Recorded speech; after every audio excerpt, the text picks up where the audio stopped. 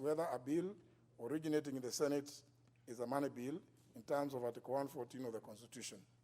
In this regard, I direct that the first reading of the 4 bills be referred to the Parliamentary Budget Office to over advise that will enable the Speaker to form the opinion contemplated understanding under 143, subsection 2. Thereafter, I shall guide the House accordingly on how to proceed with the consideration of the said bills. I thank you, now, members. Order number 4, petitions. Order number 5, papers. Leader of the Majority Party. Honorable Speaker, I beg to lay the following papers on the table of the House today, Thursday, July 4th, 2019. Legal notice number 82 relating to the insurance in bracket valuation of technical provisions for life insurance business amendment guidelines 2019 and the explanatory memoranda from the National Treasury. 2, legal notice number 83 relating to the insurance in bracket capital adequacy amendment guidelines 2019 and the memorandum that's attached from the National Treasury and Planning. The list of nominees for appointment to Government Constituency Development Fund Committee for Ugenya constituency.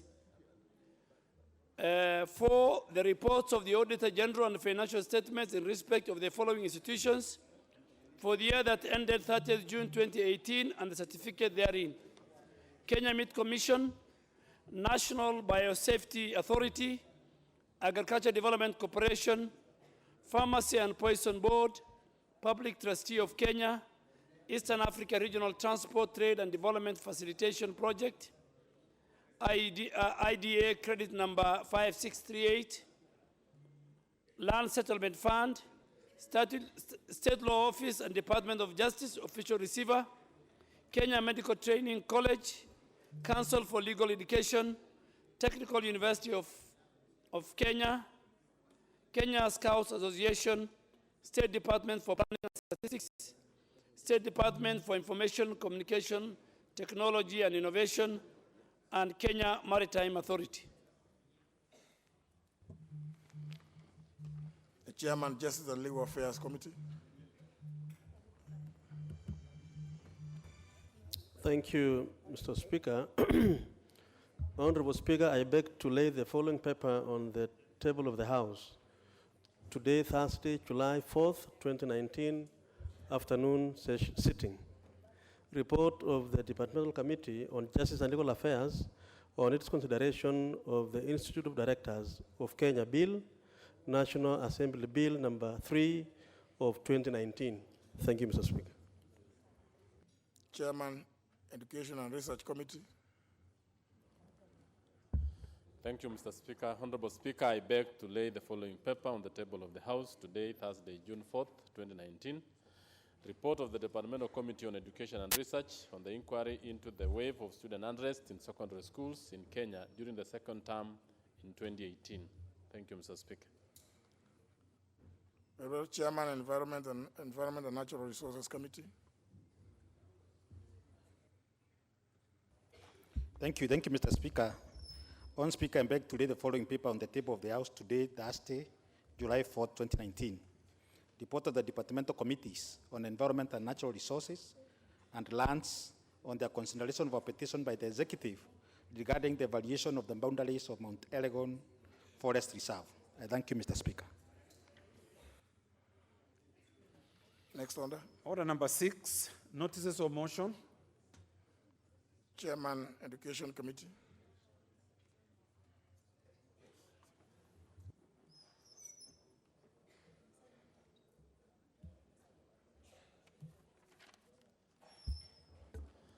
Thank you, Mr. Speaker.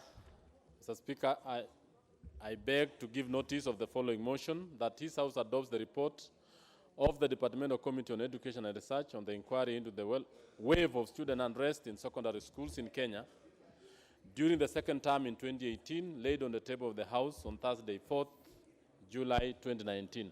Thank you, Mr. Speaker.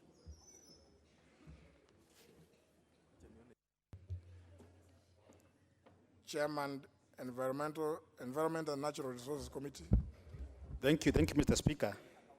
Mr. Speaker, I beg to give notice of the following motion, that this House adopt the report of the departmental committees on the environment and natural resources and lands on their consideration of a petition by the executive regarding the valuation of the boundaries of Mount Elgon Forest Reserve, laid on the table of the House on Thursday, July 4, 2019, and pursuant to Section 34 of the Forest Conservation and Management Act 2016, this House approves the valuation of the boundaries of Mount Elgon Forest Reserve to exclude Chepuyuk phases 2 and 3, comprising 4,607 hectares, and secure the remaining forest area within Mount Elgon Forest Reserve, particularly the Chepkitare, considering the need to achieve the United Nations recommended 10% forest cover in the country. I thank you, Mr. Speaker. Order number 7, questions and statements.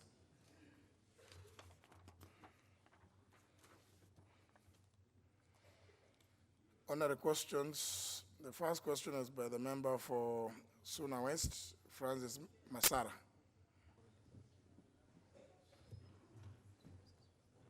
Thank you, Mr. Speaker. Pursuant to Standing Order number 42A5, I rise to ask question number 115 of 2019. Is the Cabinet Secretary aware that in late 2017, 8 artisan miners from Suna West constituency lost their life as a result of a collapse mining during the mining activities? Could the ministry consider compensating the families of the deceased? And finally, what measures is the ministry putting in place to ensure that miners are sensitized on safety procedures during the mining process? Thank you, Mr. Speaker. The question will be referred to the Committee on Environment and Natural Resources, Cabinet Secretary to appear. Honorable Alfred Ketel. Thank you, Mr. Speaker. Pursuant to the provisions of Standing Order 42A5, I beg to ask the Cabinet Secretary for Industry, Trade and Cooperatives. No, the question I have is Cabinet Secretary for Agriculture, Livestock, Fisheries and Irrigation. It was amended. It was amended because the question is touching on trade issues. You know, what will be given to the Cabinet Secretary is the written one. Now, if it's not been amended, it is something that we had discussed with the clerk, Speaker. They have not amended it. Maybe you can ask it another time, so that you go and, because what I've been explaining is that it was not properly directed. But I think there was a problem in the from the clerk's office, because this question is touching on issues to do with the trading and licensing. You know, you are the one who should have told the Cabinet Secretary for Industry T. Thank you, Mr. Speaker. Very well, as you desire, the question then will be referred to the Committee on Trade, so that then they prioritize the Cabinet Secretary for Trade, Industry and Cooperatives to appear. But just make sure that the committee... 19, the question is directed to the Cabinet Secretary for Interior and Coordination of National Government. 1, is the Cabinet Secretary aware that Messrs. Tropical Technology Limited, TTL, was awarded a contract for supply of motorized blank vehicle number plates and signed the contract with the State Department for Collection Services in November 2018? And could the Cabinet Secretary confirm whether the company honored the resultant contract for delivering the contracted consignment? 2, when will the ministry issue a formal contract to TTL for the other contract of supply of license plate laser marking machine following the award of the state tender in June 2018? 3, could the Cabinet Secretary explain why the ministry called for bins for the supply of number plate raw materials and fabric raw materials in September 2018 and in March 2019, respectively, despite the company having been awarded the tender for supply of license plate laser marking machine to facilitate the commissioning of modern number plates project? Thank you, Mr. Speaker. But before I sit down, with your kind permission, I'd want to state that Mutira girls from Kenya Central and Kabari girls from Gishugo constituency whom are with us today, they're actually the best secondary school in Kenya County. Thank you.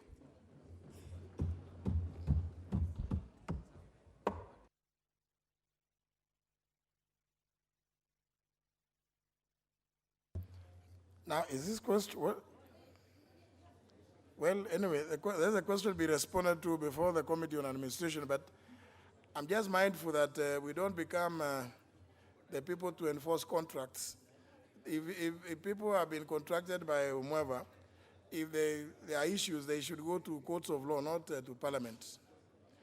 And honourable members, you may notice that several of your statements and petitions, which I think offend the provisions of the Constitution, and particularly the provision in Article 119 relating to petitions, which says, among others, that the matter that is petitioned must be within the authority of the House of Parliament.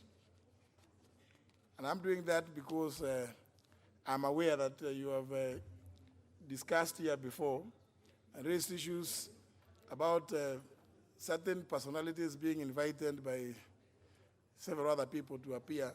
And when you look at it, you think that there is no authority of the particular institution to handle the matter.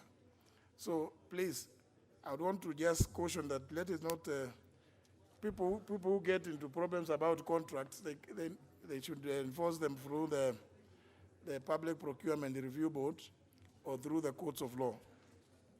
Let us go to the Departmental Committee on Administration and National Security. Next question is by the member for Nyandarua.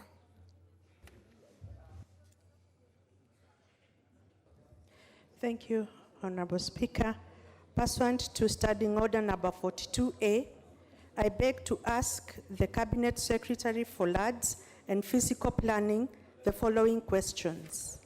Is the Cabinet Secretary aware of the frequent cases of inefficiency and complacency at the Land Registry in Nyahururu Town that serves Nyandarua County, which includes claims of bribery, deliberate misplacement of files, rudeness of staff, imposition of arbitrary conditions on leases, and general poor service delivery? Question number 2, considering that most of the inefficiency and complacency have been attributed to the current land registrar, what urgent remedial measures is the ministry taking so as to restore sanity and ensure efficient service delivery at the Nyahururu Lands Registry, including removing the officer from the station? Thank you, Honorable Speaker. Once again, but I think this must go to the people in the Department, Directorate of Legislative and Procedural Services. You know, when a question is framed in this manner, you can easily frustrate a member. Because the first part is the Cabinet Secretary aware of the frequent cases of inefficiency and complacency at the Land Registry in Nyahururu Town due to what you indicate as bribery, deliberate misplacement of files, rudeness of staff, imposition of arbitrary conditions on leases, and general poor service delivery? If the Cabinet Secretary responds and says, I'm not aware, you see, you may not achieve what you, I can tell you there's something you would want to achieve, but if you get the answer that I'm not aware, then part 2 does not arise. You see? You can ask those who have been here in the previous parliaments when you cannot even ask further questions because you would be required to now drag somebody, show how complacent or who was bribed and things like those, and the CS will just say, I'm not aware. I'm happy that you have drawn my attention to it. We will go to see. So, and I'm sure there's a reason why you're asking this question. So it is the clerk's office which should help members, you know, achieve the objectives of the questions that are asked. But nevertheless, let the question be referred to the Departmental Committee on Lands. I only hope that you do not get those kind of answers. That number one, I'm not aware. Number two, arising from number one above, number two does not arise. It will be very frustrating, I'm sure. And I'm sure Honorable Faith Gitau, I'm sure you would feel very frustrated if you got that kind of answer. Yet it is a possibility that you can get it. I hope the CS is not listening to me and start preparing the response in similar fashion.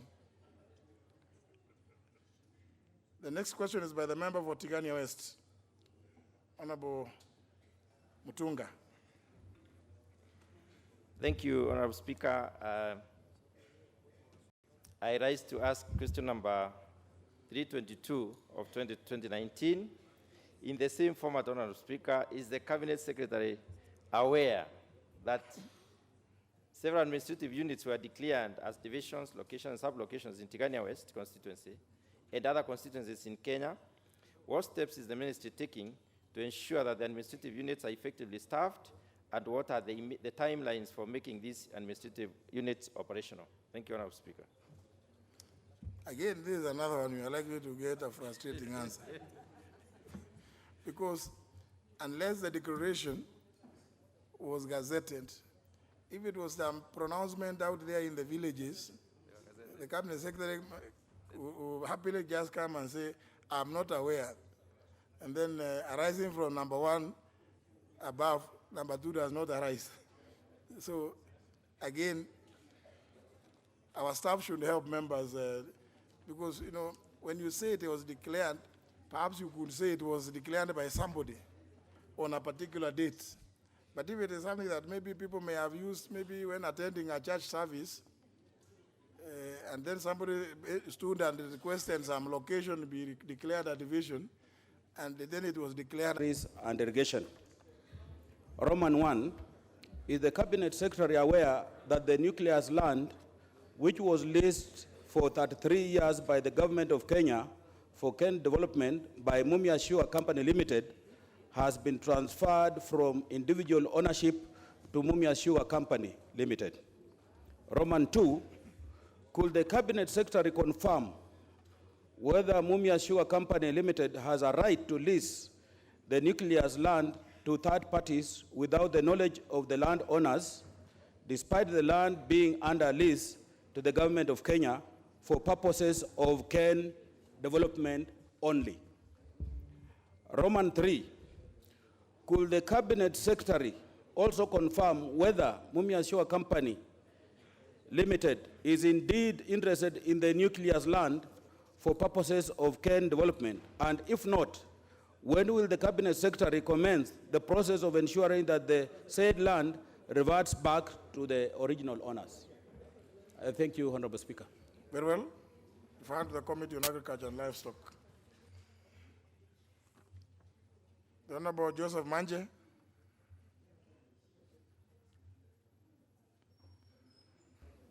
Thank you, Speaker. I want to request for a statement on the new taxation measures levied on the heights and skins.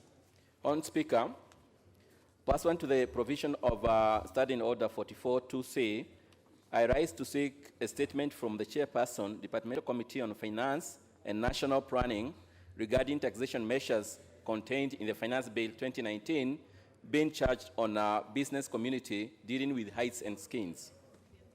Honorable Speaker, the Kenya Revenue Authority has adjusted the taxation regimes in the CIBA system to reflect a new taxation levies and currently implementing a 10% levy on hides and skins, including wet brew. Honorable Speaker, recalling the Cabinet Secretary for National Treasury in the pronouncement on the budget highlights and revenue rising measures to this House, proposed a levy duties that if any levy is charged on the business community dealing with hides and skins, including wet brew, be reimbursed, and that such irregularity be stopped. Thank you, Speaker. But Honorable Manje, have you seen the Finance Bill 2019? Have you seen the Finance Bill 2019? You have seen? I have seen a copy of it. Are you sure? 2019? The one that we are about to discuss. You are about No, to discuss? there was a proposal that there would be 10% duty on the same, and it is being implemented. The statement by the Cabinet Secretary? Yes. So, but you know, here you are asking about, you are mentioning Finance Bill 2019. And I'm very, I doubt that you have seen it. Honorable Maji, have you seen it, or you are referring to the highlights contained in the minister's speech? You know, I appreciate that some members have also decided to go to court on the speech, but maybe you can tell us, Honorable Maji, so that you see. I don't know. Mr. Speaker, the point is, what was read at the speech is being implemented in the CIBA system.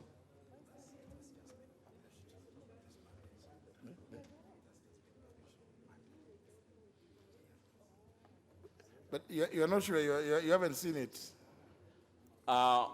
It is being implemented. That is what we are getting from the ground. Well, you know, I'm sure that it is coming, but your argument should be that there are some levies. Maybe your complaint should be about levies being imposed on traders in these commodities, which have not been passed by this House, because that would be against the law. Remember, we did away with the Professional Collection of Taxes Act. It was declared unconstitutional by the court. So if anybody is imposing any levies on the basis of proposals, even if the bill had been around, it would still be illegal because it has to await the approval by this House. But the chair of Finance Committee, is he in the House today? Or even the vice chair? Or any ranking member of that committee? Or there's no ranking member in that committee? Finance and planning. Then let's allow the leader of majority party to handle that state, seeking that the finance bill be withdrawn. But of course, it's not everybody who understands parliamentary procedures and processes. So I'm sure, most likely he has since been advised that he can lobby members here to reject what he is opposed to. And the bill will still go to public hearings during public participation. That is the forum where now he can go and canvass the issues that he has written in that treatise. So it's just that maybe I think he didn't know that it is never done that way. In the procedures here, and the Speaker cannot be told to withdraw a bill. The Speaker has no bill. The bill is not, it doesn't belong to the Speaker. It's signed by the Chair of Finance and Planning Committee. Perhaps he can plead with the Chair to withdraw. The Speaker cannot withdraw. But I think this issue raised by the Honorable Manje, it's an important issue. But I think this statement is not properly, what's the chairman of the committee going to do? You have not even had the finance bill being read here for the first time. So now, to the extent that this statement makes reference to the finance bill, it is inchoate. It's premature. but you have a legitimate right to protest about any taxation that is not authorized by this House. Honorable Manje. So perhaps what I will refer to the chair of Finance and Planning Committee is to look into the issues of the taxation that you have raised here. But I think in future it's good for, you can also, even the staff who are advising or helping you to draft the statement, because I think the issue you are raising here is a very serious issue. But I think even the member of staff who helped you do this, unless it was done by your own researcher, you know, I do know that members of parliament have, from single member constituencies, have got the researchers in the constituency offices. Maybe it was done there. And then maybe that's a person who does not know, you know, he just assumed that there is a law. But we refer the aspect of taxation. Because if it is happening, Honorable Manje, it will be illegal. It will be without any legal foundation. Unfortunately, the chair of finance is not here. So the question will be responded to, or the statement should be issued at the earliest opportunity when the House next sits.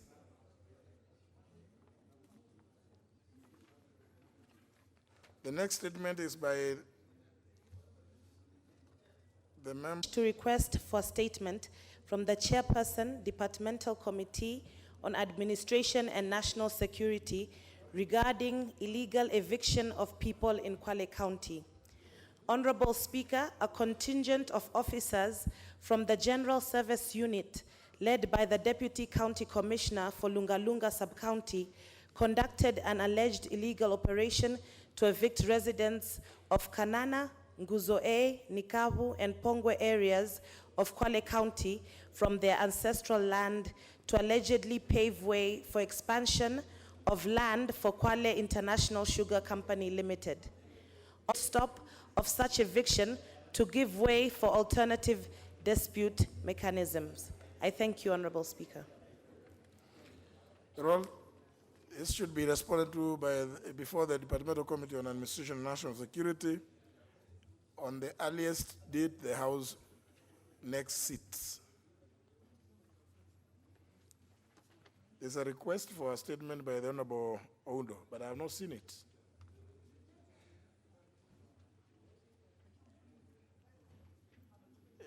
Did you present it?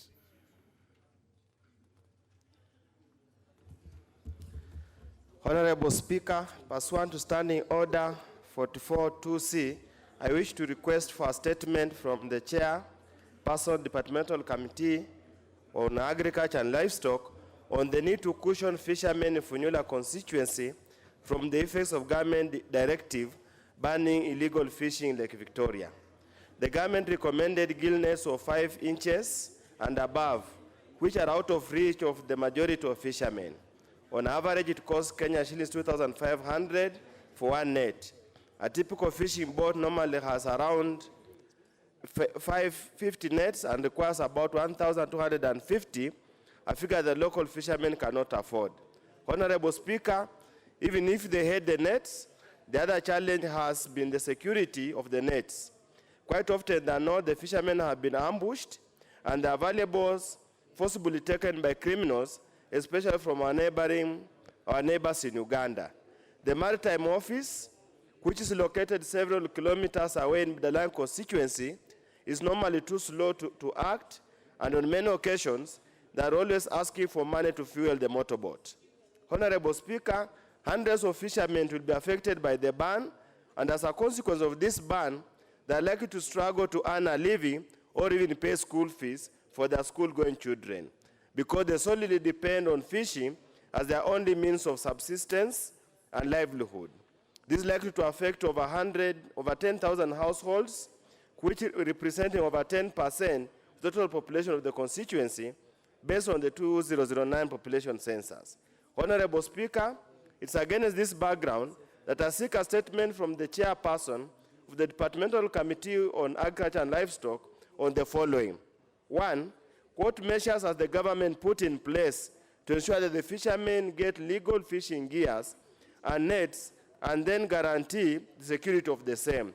Secondly, when is the government going to set up a maritime office in Funyula constituency? I thank you, Honorable Speaker. Well, you have directed your statement to the Chair of Agriculture. Thank you, Mr. Speaker. Mr. Speaker, I would like, hopefully the member doesn't expect me to give statement now, but I will endeavor to ensure that next, after the short recess, I think on Thursday, we'll be able to answer. Having said that, however, last week we had also a similar statement where member for Bahari also wanted to know the effect and the impact of the ban on the fishermen. And there we stated very clearly that it was actually not a ban, it was advisory by the ministry, the meteorological department to the fishermen because of the weather conditions then, and that it was in fact not a ban. And because some of our farmers usually use these small boats, canoes, and some called ngalawas, so it was appropriate and very timely for the meteorological department to issue such an advisory for the fishermen to be extra careful. But it was not a ban as such. So there is no ban in place as far as fishing, either the shores of Indian Ocean or the inland lakes. Thank you. Yes, Honorable Undo, I can say you rose under standing order number 44-2C. And that's why I encourage the chairman and chairpersons, because I've not heard anybody say chairwoman, but so chairman and chairpersons to be present so that they can do like he's doing. But if you're not satisfied, you can still raise a further issue from the relevant ministry so that they can give me an answer I take back to my fishermen in Funyula constituency. Very well. Chairman. Thank you, Mr. Speaker, sir. I'm very well aware, and I think we have the language issue here. When it comes to the gear, it is actually a compliance issue. It has nothing to do with ban. So compliance, if you like it, you can call it a ban. But as long as the gears are meant for the fishermen to comply, then I cannot consider that as a ban. Thank you. You know, it will not be, obviously, as you know, understanding on number 44-2C, it is not that it can't be a debate, and it is not a question and answer session. So, Chairman, I would want you to take the issues raised by the Honorable Odo and just respond to them as he suggests. Then you can clarify whatever issues he is raising. Honorable Kaluma, I can see you want to say something, but unfortunately, at this point, it will be procedural and out of order, because there is no question. Maybe when the chairman brings a statement, then we can have the issues. You can make comments, and because right now there's no the statement that is there is only the one from Honorable Undo. Yeah. We will allow, questions will be, you may be allowed to raise some issues when the statement is read. But since now he is making reference to another statement he made, responding to another issue not raised by the Honorable Undo, let him now go and respond to the one by Honorable Undo, then you can make comments. Because there's no way of enriching what he's going to say. You want to explain about the fishing gear?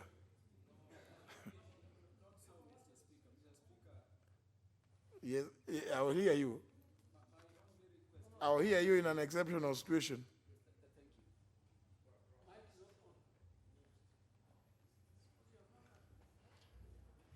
Mr. Speaker, this matter, though raised by the member for Funyula, is a matter concerning Lake Victoria. And so I wanted to request through you, Mr. Speaker, the response that is to come should be alive to the fact that the question is affecting so many people beyond Funyula.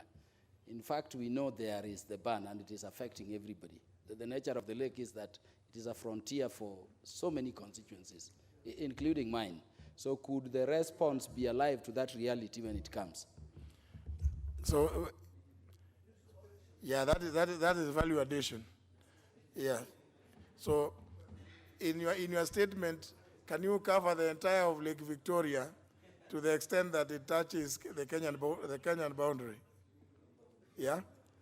So that then every member, I can see the member for Suba North would want to say something, but because she has always declared that the moment you mention the word fish, whether you are talking about fishing gear, she feels that she is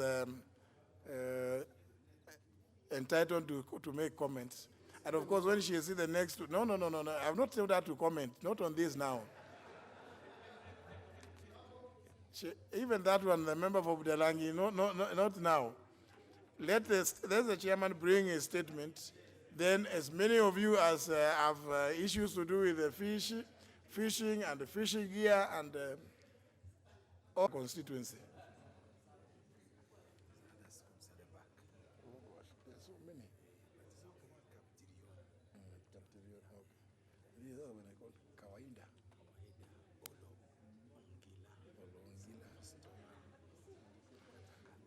Honourable members, allow me also at this point to recognize the presence, both in the speakers gallery and in the public gallery, of the following visitors: students from Mary Leakey Girls High School, Kabete constituency, Kiabu County;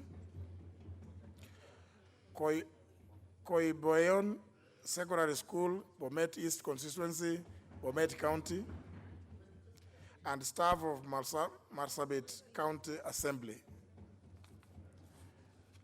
And in the public gallery, Kaptirion Secondary School, Baringo Central constituency, Baringo County; Kawaida Primary School, Kiambak constituency, Kiambu County; Olongira Primary School, Narok South constituency, Narok County; St. Christopher Primary School, Kinagob constituency, Nyandarua County; Gatakene Primary School, South Imenti constituency, Meru County.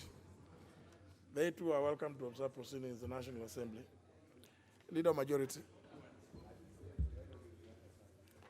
Honorable Speaker, pursuant to the provisions of Standing Order 42-2A, I rise to give the following statement on behalf of the House Business Committee, which met on Tuesday, July 2nd, 2019, at the rise of the House.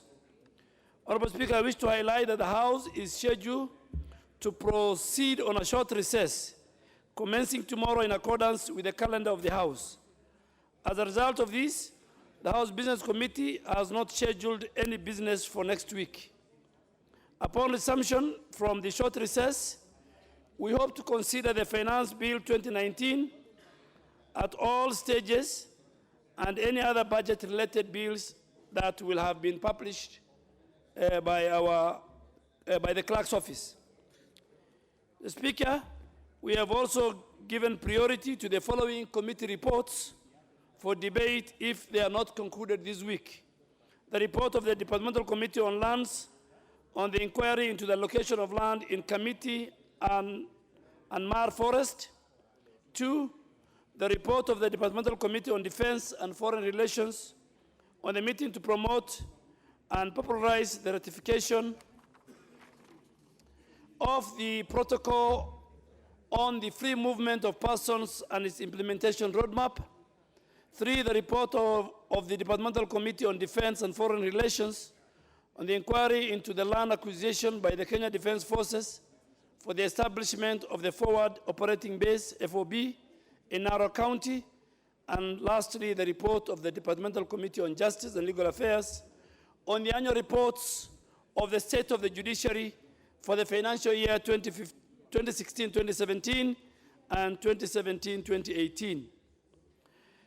Currently, Mr. Speaker, there are no questions scheduled for reply, but the House will be updated on this when we resume the sittings. Finally, Honorable Speaker, the House Business Committee will reconvene on Tuesday. That there was a response which I expected from the chairman of the Finance and Planning Committee, which I had sought last week, and you directed that the response be today, Mr. Speaker. Well, is the chair of Finance Planning Committee present, or a member thereof of that committee to?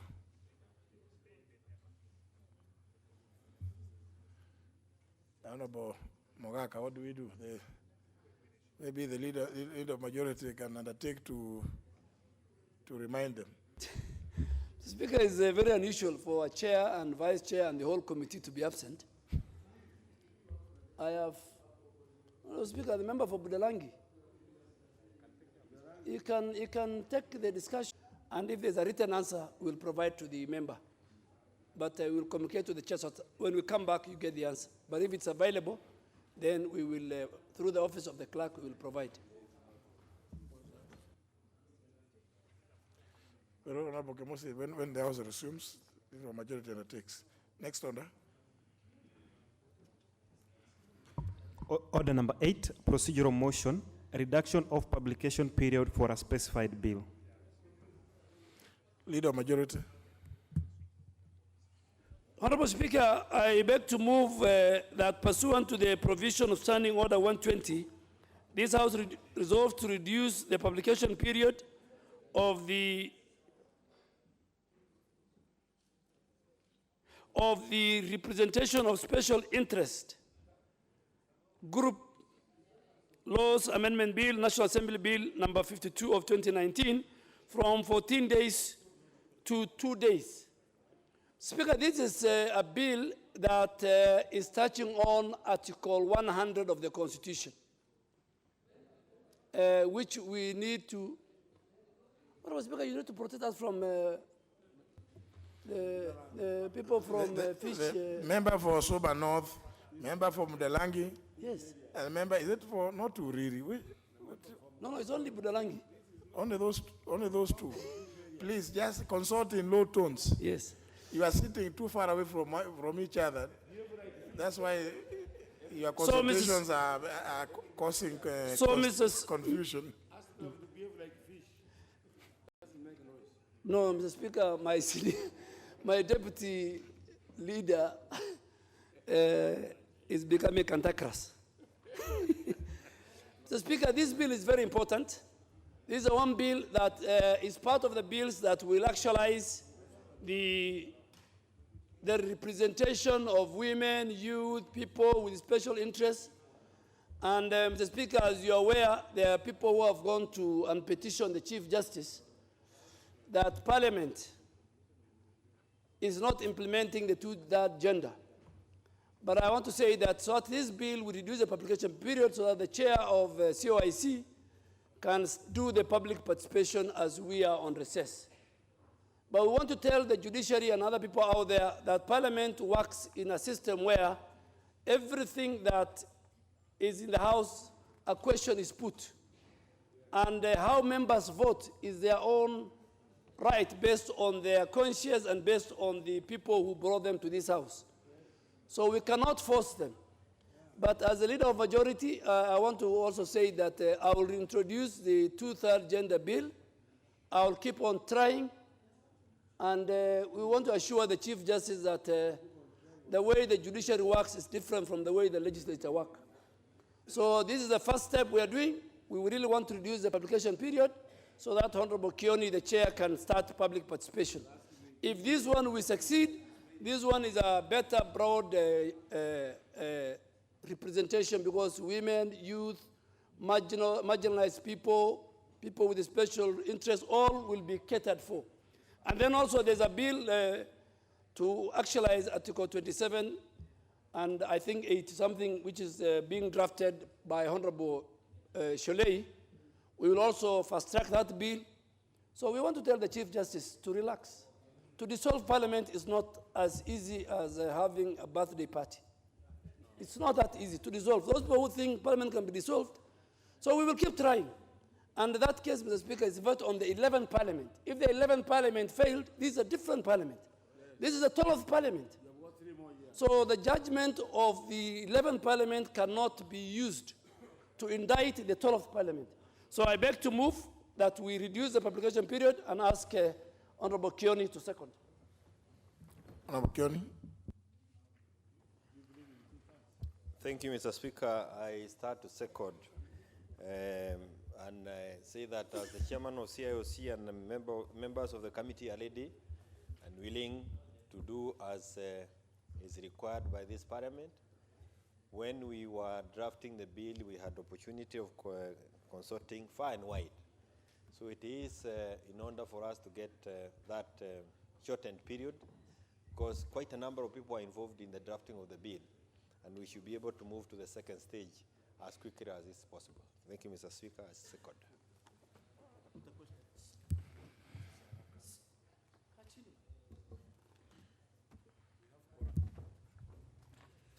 Well, I hope honourable members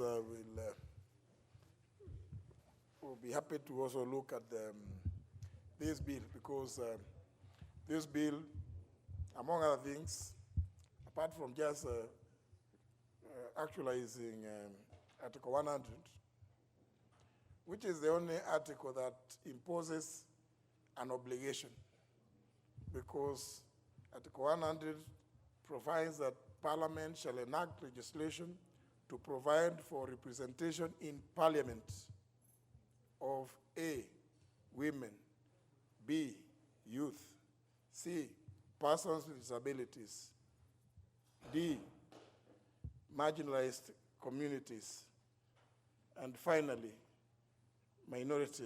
That obligation on Parliament as Parliament. But Article 27 merely requires the states to take legislative and administrative measures to ensure that no more than 2/3 of either gender is represented, and you go and check 27(8), represented in appointive and elective bodies. But this is Parliament. Article 100 refers to Parliament. Article 27 refers to appointive and elective bodies, public bodies. You know bodies, Football Association, there are many bodies. Yeah, of course, those are elective bodies. Yeah, that's Article 27, which is in the Bill of Rights, deals with appointive and elective bodies and requires the state,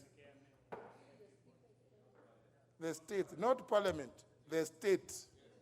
And I think it's fair that everybody understands that Parliament is not the only arm of state. Just look at Article 27. State is not Parliament. It's the state.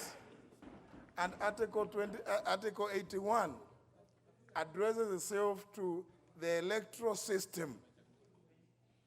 The electoral system in Kenya is first past the post. All of us here are just products of the current electoral system. We have not been told to change the electoral system ourselves, because we are products of the current electoral system. It is the electoral system to ensure, again, not more than 2/3 of either gender are represented. So the specific article of the Constitution that places an obligation on Parliament is Article 100. You can go to the 5th schedule. There's nothing that has said that Parliament shall amend the Constitution to ensure that not more than 2/3 of either gender is represented in appointive and elective bodies. So it's only Article 100.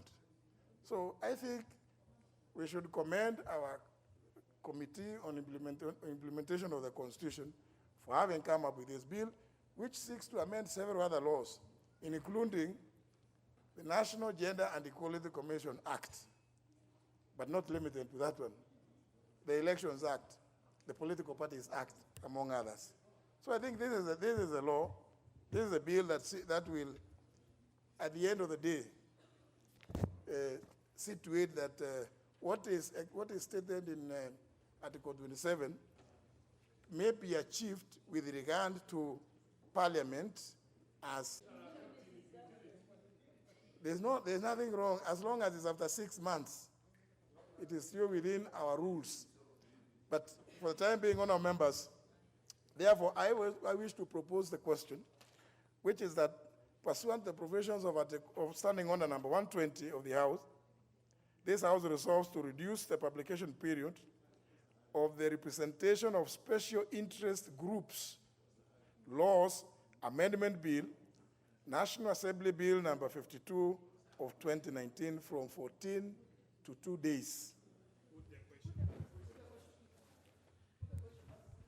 I put the question that pursuant to the provisions of Standing Order 120, this House resolves to reduce the publication period of the representation of special interest groups laws, Amendment Bill, National Assembly Bill number 52 of 2019 from 14 days to 2 days.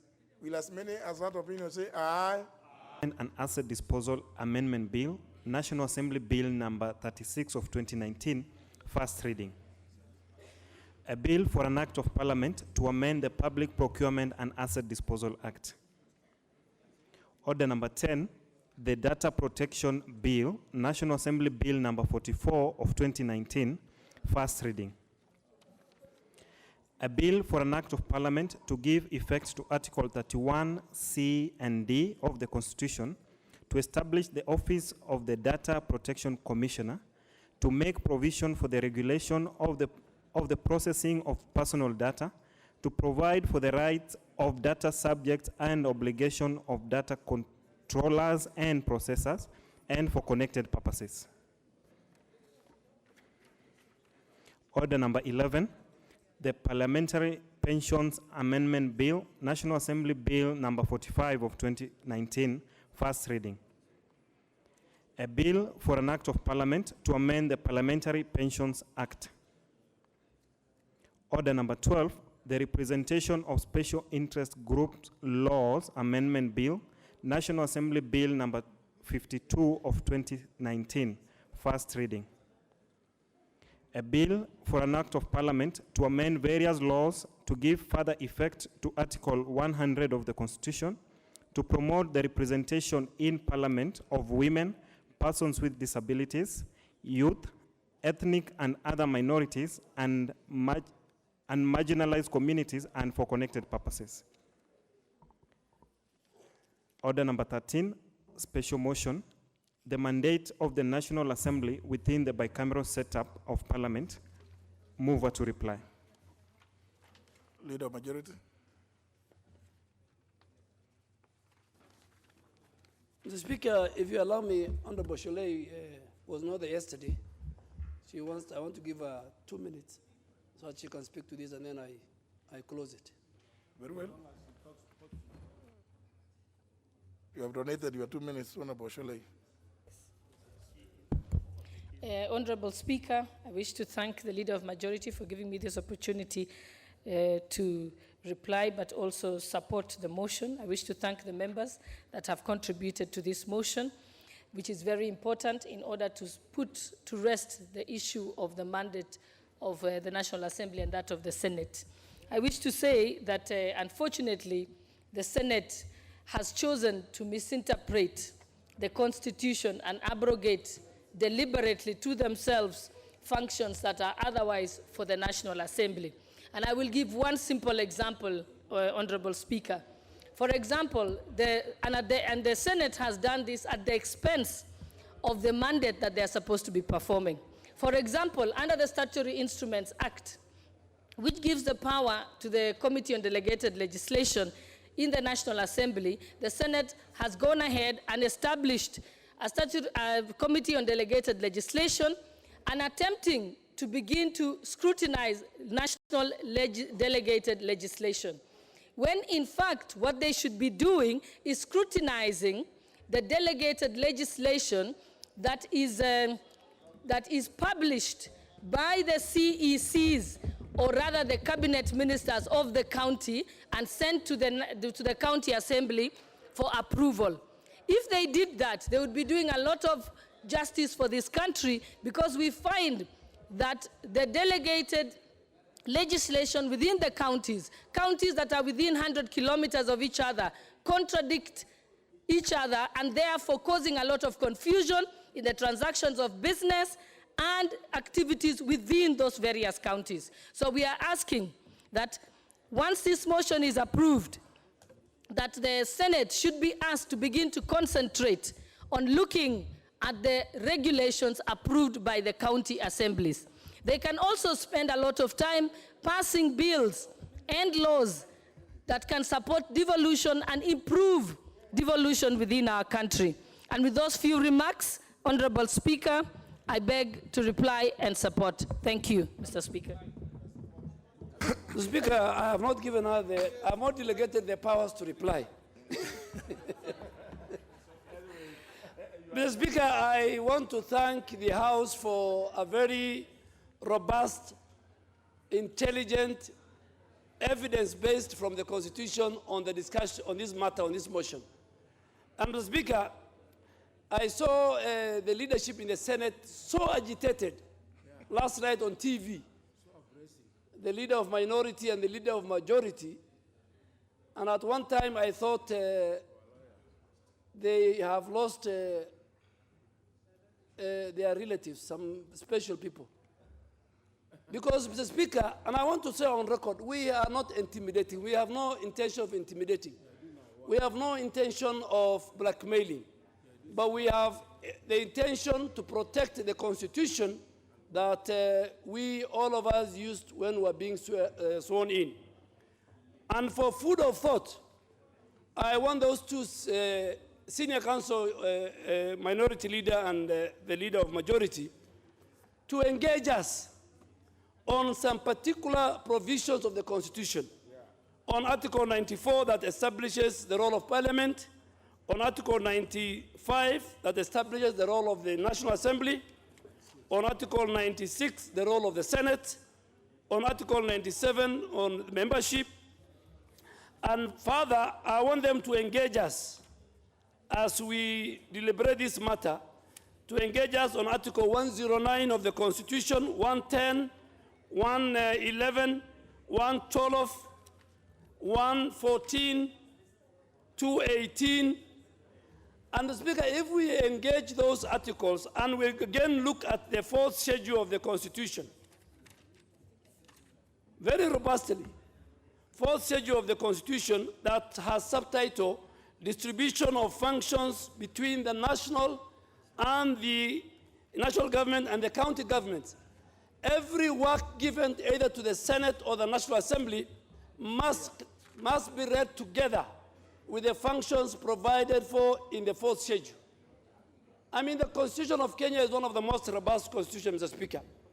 And, Mr. Speaker, whether a bill will come to the Senate and come to the National Assembly and go to the Senate, that decision does not lie with the 460 plus members of the two houses. That decision under the Constitution lies with the two speakers, the Speaker of the Senate and the Speaker of the National Assembly. And that question will only be decided when the question arises. So if there will be no question, there is nothing for the Speaker of the National Assembly to consult his counterpart. If the bill coming from the cabinet, from the state law office, says this bill does not concern counties, and our legal team and our clerk of the National Assembly and the Speaker, in their honest opinion, they feel that is the position, then the question does not arise. So, Mr. Speaker, and I also want to engage them on Article 108. And I want to report to the House, today is a good day, Mr. Speaker. The Minister for Education went before the Senate Committee on Education this morning. That is the story in the corridors of power. And when Professor Magoha appeared before the Education Committee of the Senate, and he was asked questions that ideally are not the domain of the Senate, he says, I will answer those questions when I appear before the National Assembly Education Committee. So you can see Professor Magoha has set the pace. We are telling Honorable Rachel Omamo, Honorable C.S. Matiangi, that before they appear before the Senate or the National Assembly, they must read the fourth schedule of the Constitution. That if it's a county government function, they go and answer the questions. Speaker, we must have the function of a county assembly as put in the Constitution. They have a role to play. The Senate has a role to play. The National Assembly has a role to play. We don't want to have, and this is, Mr. Speaker, I said yesterday, this baby called the Senate cannot be on milk throughout. This baby must learn to eat solid food. Yes. For 8 years, this baby was not walking. Now the baby is still on milk, and the baby is crawling everywhere in the precinct of the legislature. So we must tell this baby, now you are too old, you cannot crawl everywhere. And if that baby will not eat solid food and not stop crawling, then that baby might go the 1966 way, which was the first Senate of the Republic of Kenya. I have nothing against the Senate, National Assembly has nothing against the Senate, but we are telling the Senate, you must exercise your mandate within, according to the Constitution. And there's a provision that says, Parliament will exercise its authority in accordance with the Constitution. You know, these houses, Mr. Speaker, these are not, clubs, football club, or the clubs in Mudaiga. These are houses that have. And we want to tell them that this house has the power to enact the legislation. They have the powers to participate in legislation. So, Mr. Speaker, I think if we approve this, the House Business Committee will go ahead and now engage with the Attorney General, with the Committee of Experts, on a number of areas that the Senate is overlapping when it comes to committees, when it comes to their functions. But I want to tell Honorable Orengo and Honorable Murkomen, they are our friends, they are our colleagues, we have nothing against. They should not be very bitter. All that we are saying is, let us have a clear demarcation between the two houses in accordance with the Constitution. No need for emotions, no need to go to court. These are matters, no need to throw tantrums. If the worst comes to the worst and you are told to refund the money that you spent illegally, we can do Harambe. We will do Harambe. So all of us will contribute and we will help you. But Mr. Speaker, finally, because they misbehaved yesterday on the floor, myself and Honorable Bandi next week will write you a letter as the chairman of the Parliament Service Commission. We will copy the Attorney General and we will copy the Auditor General to tell us why PSC has created offices that are not found within the Constitution. And action must be taken. Because they have started for a war, the war must end to its conclusion. Thank you, Mr. Speaker. I beg to reply.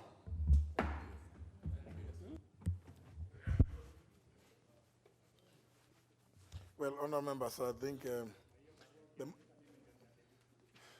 the motion is quite long. I've looked at it, and I'm sure all of you who have also looked at it on your iPads know the content. But of course, I think it's just fair also to say one thing. Earlier, I did indicate when we were dealing with the issue of petitions, which is provided for in Article 119. Every person has the right to petition Parliament on any matter, but it runs within its authority.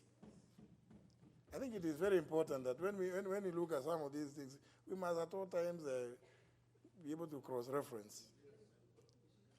It must be within the authority of Parliament. It's for that reason that I said, well, if people have gone to court and obtained judgment in their favor, you cannot now petition Parliament for enforcement.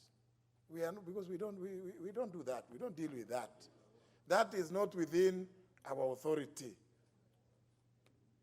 about the CS who appeared, but he must have left people angry then. So, other members, I will just put the question that the motion as appears on the order paper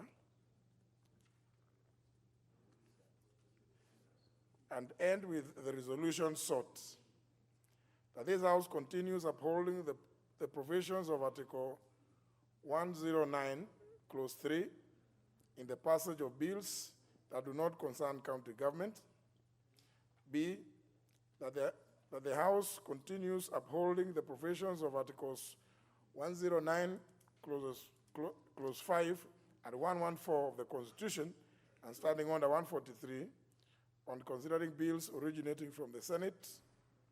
C, that in the first instance, the Houses of Parliament always explore alternative mechanisms of resolving any disputes that may arise between the Houses from time to time, as is a practice in comparative jurisdictions.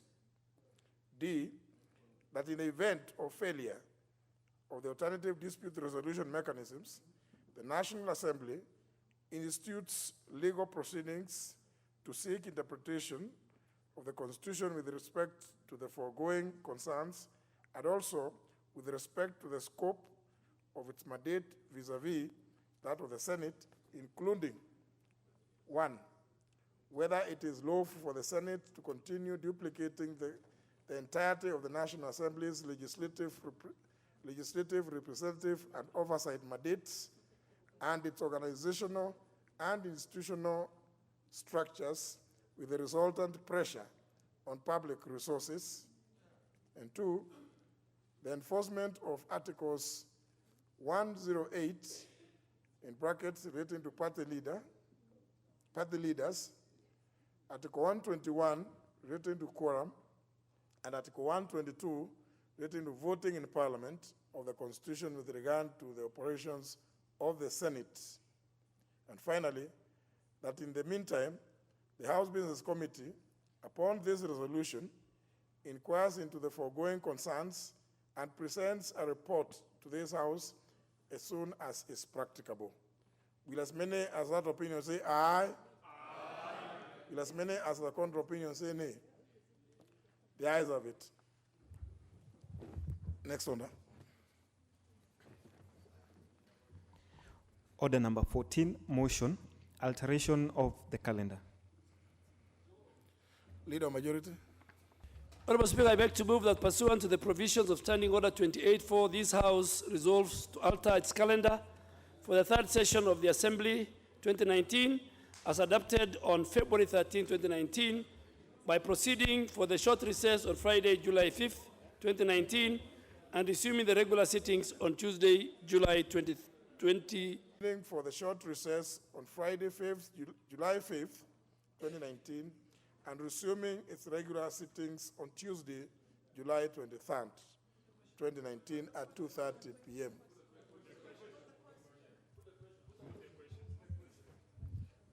I put the question. Very well. I put the question that pursuant to the provisions of Standing Order 28, subsection 4, this House resolves to alter its calendar for the third session of the Assembly 2019 as adopted on February 13, 2019, by proceeding for the short recess on Friday, July 5th, 2019, and resuming its regular sittings on Tuesday, July 23rd, 2019 at 2:30 p.m. As many as that opinion say aye. Aye. As many as counter opinion say no. The ayes have it. Honourable members, nobody is opposed to the recess. Next order. Order number 15, motion, report of the Committee of the Whole House on the Parliamentary Service Bill, National Assembly Bill number 6 of 2018.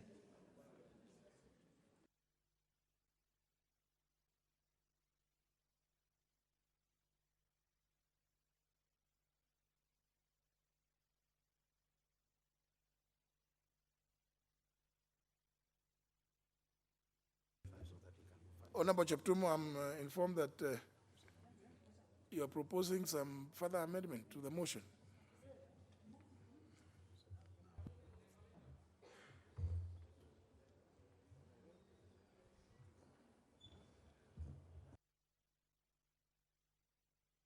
Proceed, Honorable Cheptumo. Thank you, Mr. Be Speaker. brief. Mr. Speaker, Honourable members, we haven't taken the recess yet.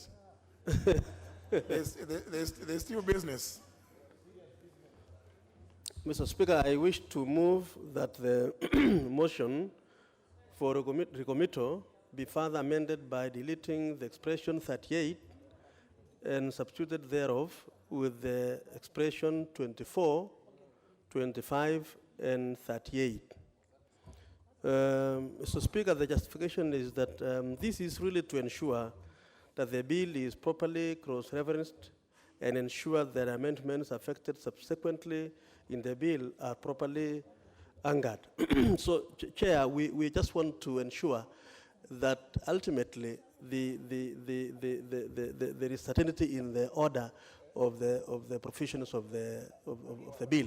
That is all we are doing in this particular amendment.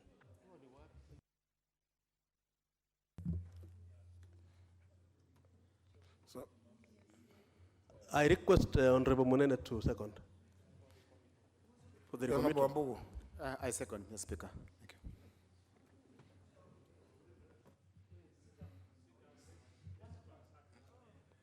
you. No, I do appreciate that the member for Nyando, he has been here for quite some time and he got thirsty. Honourable members, I propose a question which is that the motion for agreement with the report of the Committee of the Whole House be further amended as proposed by the Chair of the Justice and Legal Affairs Committee by deleting the expression that yet where it appears and substituted thereof with the expressions 24, 25, and 38. I put the question that the motion for agreement with the report of the Committee of the Whole House be further amended as proposed by the Chair of the Justice and Legal Affairs Committee, the Honorable Cheptumo, by deleting the expression that yet where it appears and substituting thereof the expression 24, 25, and 38. Will as many as that opinion say aye? Aye. As many as contrary opinion say no. The ayes have it.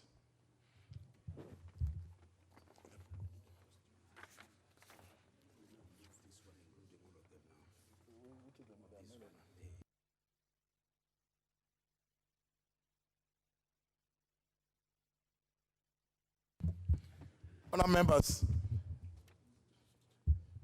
it is important that we conclude this business. I put the question, which is that,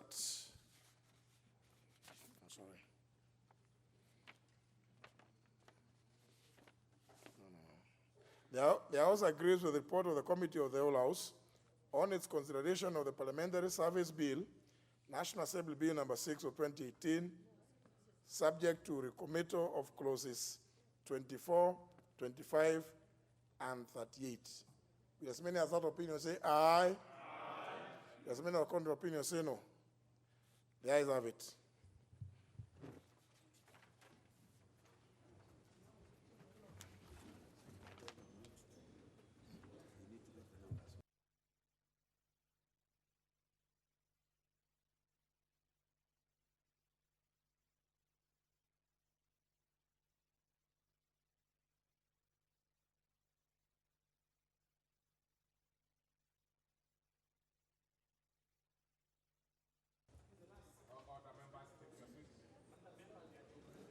Members, take your seats. We want to quickly dispense with these three sections, 24, 25, and 38, as has been recommitted. Clause 24. I propose a question which is that clause 24 be part of the bill. Honorable Cheptumo.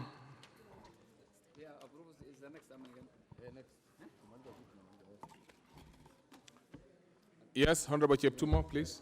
Thank you, Chair. Chair, I propose that the bill be amended in clause 24 as by the order paper.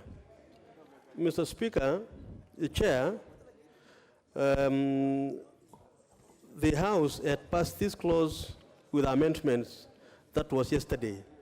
It has now become necessary that the clause be recommitted to the House for the purpose of incorporating an application of clause 17A. Mr. Chairman, this is to ensure that the term of the office for the person appointed to head the office of the joint services is again given a limited period of time of 5 years, renewable, just like we have done for the clerks of the two houses. Basically, that is the basis of the amendment. The new amendment to implement. Okay. Yeah. So I propose the question which is at clause 24 be amended as proposed by Honorable Cheptumo. I put the question which is at clause 24 be amended as proposed by Honorable Cheptumo. Will as many as of that opinion say aye? Many as of a contrary opinion say nay? The ayes have it. And I put the question which is at clause 24 as amended be part of the bill. Will as many as of that opinion say aye? Many as of a contrary opinion say nay? The ayes have it. Clause 25. I propose a question which is at clause 25 be part of the bill. Honorable Cheptumo. Again, Mr. Chair, it is the same principle that we want to introduce clause 17A to apply also to the officer appointed to head the Center for Parliamentary Studies and Training, so that again, it has two terms. One, first term 5 years, another term for 5 years if renewed, just like the clerks of the two houses. Basically, that is the basis of the amendment. Very well. So I propose a question which is at clause 25 be amended as proposed by Honorable Cheptumo. That opinion say aye. Many as of a contrary opinion say nay. The ayes have it. Clause 38. I propose a question which is clause 38 be part of the bill. Leader Majority Party. Chair, I beg to move that clause 38 be amended as provided in the order paper. And it's just to remove the word chairperson appearing in subclause 1. Because the chairperson in PAC is provided for in the Constitution. So, and substitute to that with the one starting with the vice chairperson, the secretary, and other commissioners. Okay. So I propose a question which is at clause 38 be amended as proposed by the Leader of Majority Party. I put the question which is at clause 38 be amended as proposed by the Leader of Majority Party. Will as many as of that opinion say aye? Many as of a contrary opinion say nay? The ayes have it. And I put the question which is at clause 38 as amended be part of the bill. Will as many as of that opinion say aye? Many as of a contrary opinion say nay? The ayes have it. Now let's call the mover to move reporting. Honorable Chairperson, I beg to move that the committee do reports to the House its consideration of the Parliamentary Service Bill, National Assembly Bill number 6 of 2018, and its approval thereof with amendments. Very well. So I put the question, which is that the committee do report to the House its consideration of the Parliamentary Service Bill, National Assembly Bill number 6 of 2018, and its approval thereof with amendments. Will as many as of that opinion say aye? Many as of a contrary opinion say nay? The ayes have it.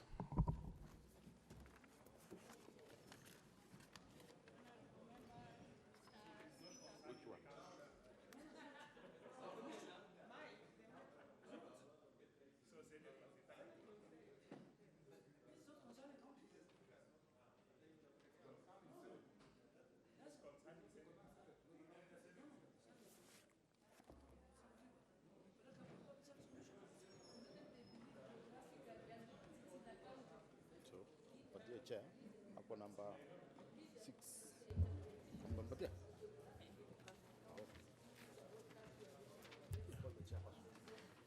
Chairperson. I thank you, Mr. Speaker. Honorable Speaker, I beg to report that the Committee of the Whole House has considered the Parliamentary Service Bill, National Assembly Bill number 6 of 2018, and approved the same with amendments. Mover. Chair, my deputy today is also acting as the whip. But because of age, he can't run. really members want to stay for a few minutes. Honorable Speaker, I beg to move that the House do agree with the committee in the said report. I request Honorable Cheptumo to second the motion of agreement with the report of the committee of the whole House. Honorable Cheptumo. Mr. Speaker, I second.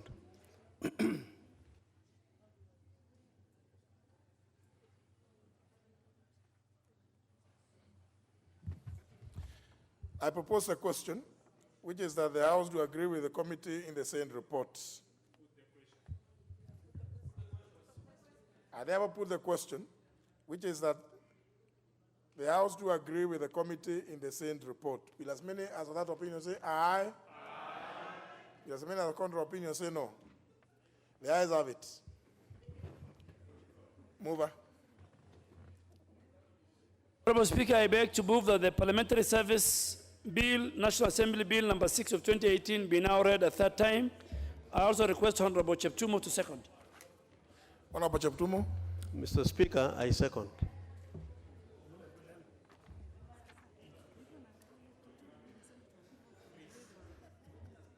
I'm just allowing, just take a seat for 1 minute.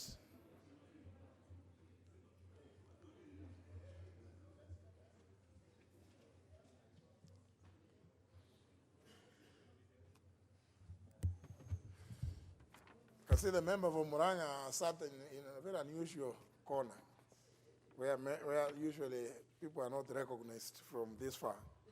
Honourable members, I propose the question, which is that the Parliamentary Service Bill, National Assembly Bill number 6 of 2018, be now read a third time.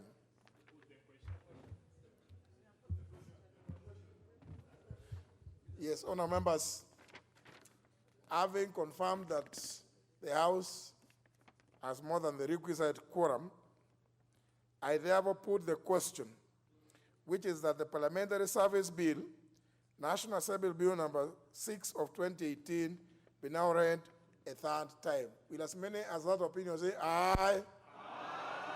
Will as many as the contrary opinion say no? The ayes have it. A bill for an act of parliament to make further provisions as regards the Parliamentary Service Commission and the Parliamentary Service as re-established under the Constitution of Kenya 2010, to repeal and replace the Parliamentary Service Act 2000 and for connected purposes. Order number 16, motion. Approval of nominees to Jomvu, Ndhiwa, Nyando, Mandera East, and Bakasi Central, and Ugenya Constituencies Committee of the National Development Constituency Development Fund. Member for, I'm told the member for Mandera East is the one moving this motion. Honorable Speaker, I beg to move the motion that pursuant to the provisions of Section 43, subsection 4 of the National Government Constituency Development Fund Act 2015 and paragraph 510 of the National Government Constituency Development Fund Regulations 2016, this House approves the list of nominees for appointment to the Jomvu Constituency, Ndhiwa Constituency, Nyando Constituency, Mandera East Constituency, and Bagasi Central Constituency and Ugenya Constituency Committees for the National Government Constituency Development Fund laid on the table of the House on Wednesday, July 3rd, 2019 as follows. 1, Roman 1, Jomvu Constituency, Rehema Bahaj Salah, female adult representative. Ndhiwa Constituency, William Odenyo Ogono, male adult representative. Nyando Constituency, Kenneth Onyango Ogalo, male adult representative. Mandera East Constituency, Absalam Birgaftin, male adult representative. Embagasi Central Constituency, Bernard Mwara Kariuki, male adult representative. Ugenya Constituency, A. Jackson Odhiambo Odwor, male youth representative. B. Owino Nicholas Ochanda, male adult representative. Caroline Akinyi Owino, female youth representative. Jacinthe R. Adhiambo Omondi, female adult representative. Josephine Adhiambo Juma, representative of persons living with disability. William Edmund Ohande, nominee for the constituency office, male. Grace Adhiambo Wasamba, nominee for the constituency office, female.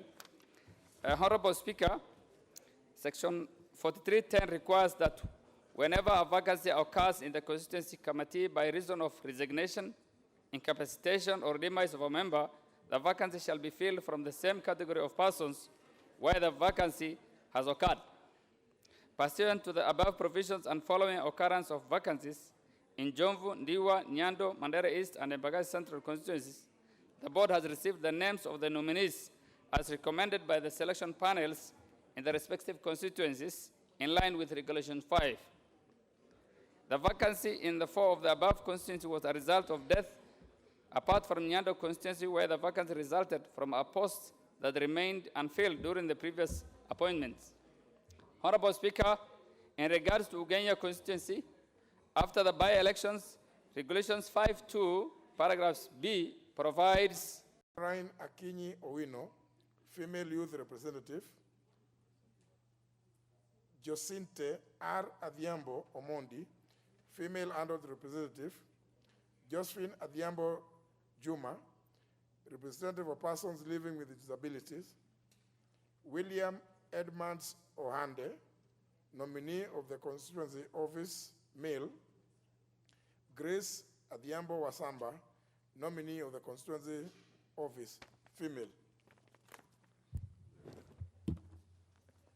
Anybody? I put the question. Is it the desire of the House?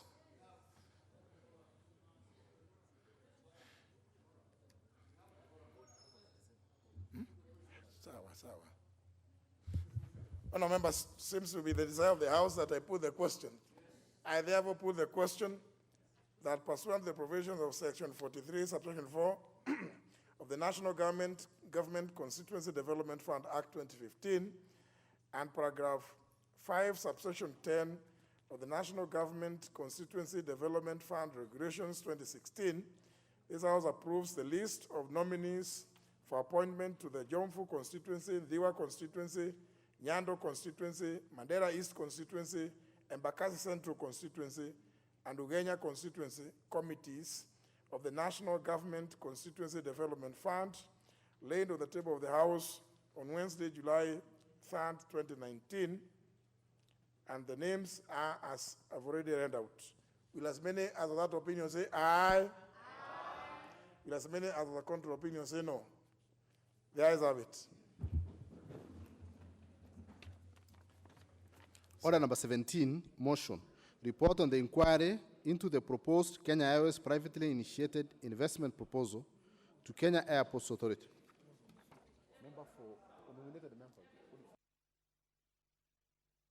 Honorable Osoti, I'm informed that you are on the floor by the time the House rose, and you have a balance of 6 minutes. Thank you, Mr. Speaker. Mr. Speaker, as I was saying yesterday, the aviation industry is a critical industry in this country because it contributes to about $3.2 billion to the economy, and it supports about 620 jobs. And therefore, it is a very, very critical industry to our economy, which we cannot see it die as we watch. So I commend the committee for the good work they have done in trying to come out with the observations they have in the report. Mr. Speaker, the aviation industry is facing a lot of challenges. Issues of competition from other airports and other airlines within the region, because the competitiveness of JKIA is declining compared to other regional airports like Ethiopia, Qatar, UAE, and some in Africa. 2, lack of investment or reduced investment in the aviation industry. 3, the issue of profitability of JKIA. And 4, the decline and slow growth of passenger numbers. And this, Mr. Speaker, is attributed to high cost of flying into Nairobi because we are still charging landing fees for other airlines to come to Kenya, and that affects the cost of traveling, and therefore most passengers do not prefer to use our Kenyan route. So all these factors and many others are affecting the aviation industry in this country. And also, Mr. Speaker, there is a lot of focus on aeronautical services and not non-aeronautical services, which also in other jurisdictions, they are a key in determining profitability of aviation industry. But Mr. Speaker, having read this report, I noticed that the report was about trying to review the proposal by KQ, the so-called PIIP. And the PIIP was proposing that we have a special purpose vehicle, which is going to be managed by KQ, and it's going to have 100% ownership by KQ. Mr. Speaker, this was another way of saying that KQ was going to take over the running of JKIA for 30 years. The operations, the management, and the development of KQ. Looking at the report, many of the people who appeared before the committee were against this decision, including the employees of the aviation industry who said they were not consulted on this matter. So I want to agree with the committee on transport that that decision was not a good decision, and the committee has come up with an alternative decision that we have an aviation holding company that is going to operate JKIA, that is also going to oversee the Civil Aviation Authority, and it is also going to oversee KQ, which is going to be nationalized. I have no problem with that. But Mr. Speaker, I have a problem when we privatize our nationalized companies, and then much later, we want again to privatize. We want again to revert those companies in the hands of the public. I think that's not a good sign in this country, and is a signal that privatization process in this country has failed. And Mr. Speaker, the failure of privatization in this country is largely due to the fact that the process was rushed. Because like KQ and other profitable companies which were privatized and now they are down like Mumias, they were forced to be privatized because of the structural adjustment program. And I think, Mr. Speaker, it's a high time the relevant committee on finance, it needs to review the effects of the structural adjustment program to our economy, because the effects are being felt up to date. So, Mr. Speaker, with those reservations, I support the motion. Thank you. Member for Mwingi Central.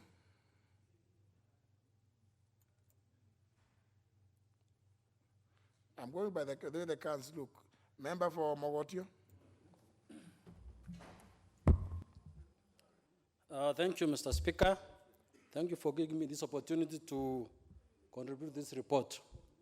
First, I'd like to thank the committee for putting in a serious effort to try to resolve the issue of KQ. Having looked at the report, I note that the committee have made some good recommendations here. The committee was essentially presented with two options. One option was to have KQ taking over the JKIA and run it under the PPP model. And the other option was to have several units being created, including KQ, JKIA, and centralized aviation services being brought together under one holding company. I note that, Mr. Speaker, that KQ has been generally making progress recently under the new management. the losses have continued to reduce. However, they're still facing a lot of challenges in terms of being competitive.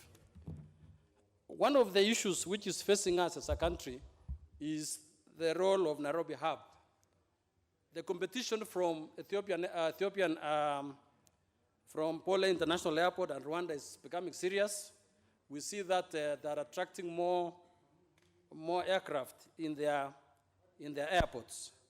Nairobi or Jomo Kenyatta International Airport is not really very competitive now. So I think this committee was trying to find a way in which they can actually solve two problems: help KQ and also improve JKA as an international hub. The other challenge also was KQ. Most of the aircraft, almost half, are actually leased aircrafts, and most of those aircrafts were bought using syndicated loans from banks through private vehicles like Samburu and Savo. Actually, the ownership of these two particular vehicles, although yesterday the chairman of the transport committee says it's a bit transparent, we don't really know who are the owners of Samburu and Savo, because probably this is what's making the cost of leasing very expensive. So as the committee was making recommendations, they are actually saying that the second vehicle is the most viable one, because the first vehicle whereby KQ takes over the Jomo Kenyatta will actually result in some of the owners, some of the shareholders, like the banks, who own 38% of the shares of KQ, benefiting from any injection of public funds. So I think the reason why the committee recommended the second option, whereby several units, including JKIA company, being created to manage the airport, was so as if there is an injection which is done, public money, then it will benefit the public. So the second option of nationalizing the KQ and creating other companies which are also 100% owned by the government will enable these companies to be run under one holding company, only owned by Kenya government. And I think, Mr. Speaker, I actually support that particular option, because it will enable us to actually try, because specifically running of the airport, JKA cannot be run by KQ. KQ has no experience in running airports. I know the committee talked of other airports, like Dubai, Bole International Airport could be being somehow run by the airlines. But generally ours, the KQ, may not have any experience in running the airport. Therefore, we want to leave the idea of creating another company called JKIA company to manage, which is 100% owned, and probably most of the staff members from the current KAA being seconded there could be a good option. Of course, I know the member, the nominated member, Honorable Osotsi, pointed out that we have a very bad experience in terms of nationalizing companies. Our parastatals are not doing very well. We can look at most of our parastatals, over 300 of them, are not performing well. They are not even bringing any exchequer. They are not giving us any dividends to the exchequer. And therefore, as we think about this nationalization of KQ, I know they have also, the committee have also given recommendation that they'll be exempted from State Corporation Act and many other series of taxes in order to make them competitive. My fear is this. We don't have a very good experience, as somebody has said. The sugar industry are in their knees. Most of our sugar industry, Parastatol, Sony, Chemelil, Moroni, and Zoya, they are all under almost performing below the radar. And therefore, as I support this particular report, I'd like to say that we need to give a very serious, or rather keen eye on how the company will be run. Therefore, Mr. Speaker, sir, I beg to support. Member for Migori County. These cards, I think the owners have disappeared. I think the next card is for the member who is next to me.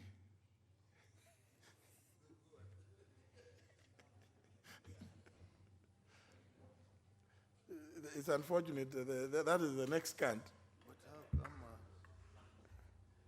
Honorable. Thank you, Additional. Mr. Speaker. Odhiambo. Thank you, Mr. Speaker. I support the report by the Transport Committee. I think it's important as a country, like all other countries in Africa and the world over, that we support our own airline, that we support a Kenya Airways that is robust, that can stand on its own in the future. So if substantively, having Kenya Airports Authority run by a different vehicle that would ensure that our airline survives this rough patch, I think that would be the best direction to go. I have seen, if you go to England, the way they treat their citizens on their airline. If you go to Dubai, the way they treat their own citizens, and the US. I would like a situation where Kenyans who live abroad, when they come back home, they feel that we have an airline that cares for them, that takes care of them. This is our own brand. This is Kenya. So I rise support building a Kenya Airways that keeps our brand the world over. Thank you, Mr. Speaker, sir. Member for Kajiado East. Thank you, Chair. Thank you, Mr. Speaker. Mr. Speaker, I rise to support the report by the Transport Committee on the issue of KQ.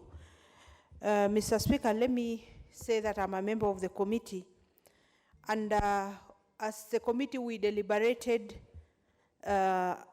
in length the issue of KQ. We had public participation. We invited various stakeholders. We invited the workers of various, in the aviation industry. We invited the pilots. We invited KQ themselves and KAA, which is at the moment running the JKIA hub.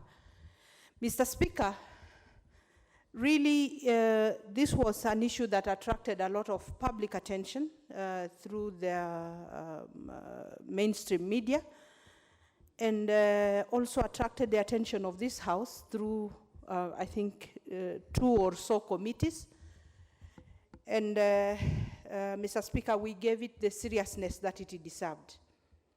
Mr. Speaker, we, as a committee, we really found ourselves grappling with the issue of the PIIP, and we thought it's not in the interests of the Kenyan public.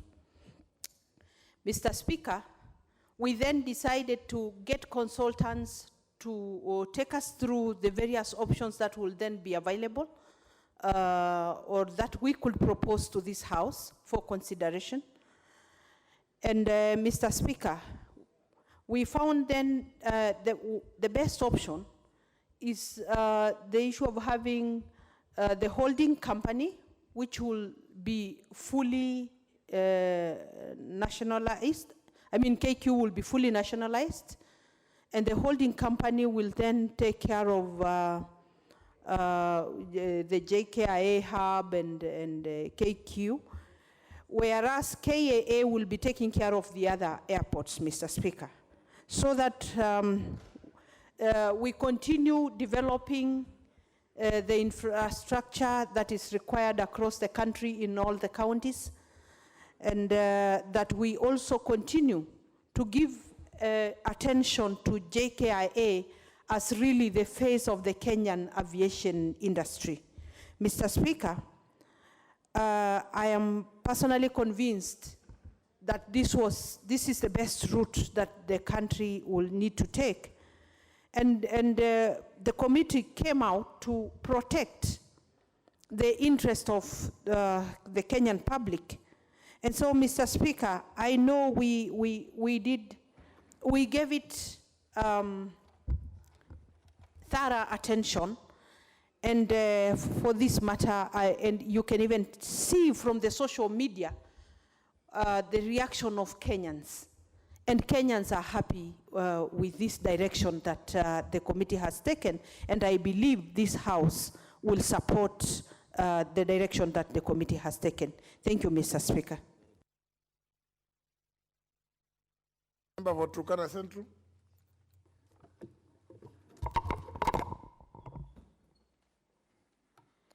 Thank you, Chairman. Thank you, Honorable Speaker.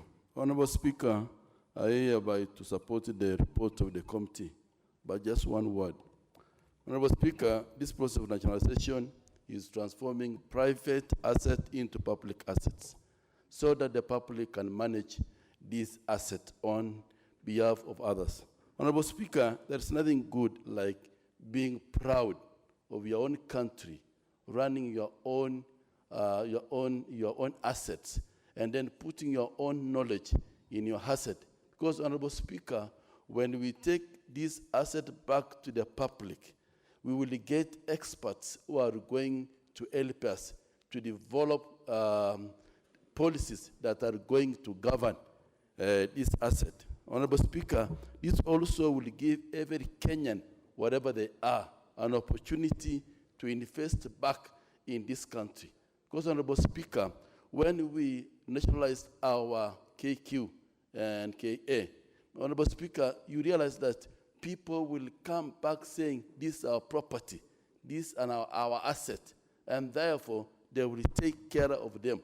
Honorable Speaker, if you see Netherlands, the way they are proud of their own airlines. If you go to the US and you see the Americans, the way they are proud of their own airlines. Honorable Speaker, that's how we want Kenya to go, so that the nationals will feel part and parcel of this asset.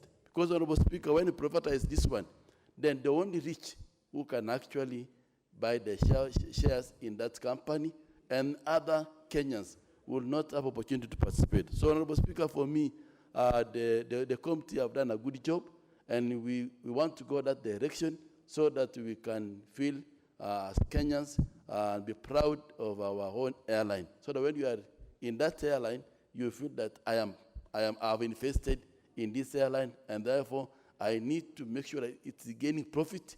At the same time, we get the people are familiar with the good governance in the corporate world, so that we can also gain more profit to make this airline to grow. So with those few remarks, Honorable Speaker, I support it. Thank you. Member for KO South.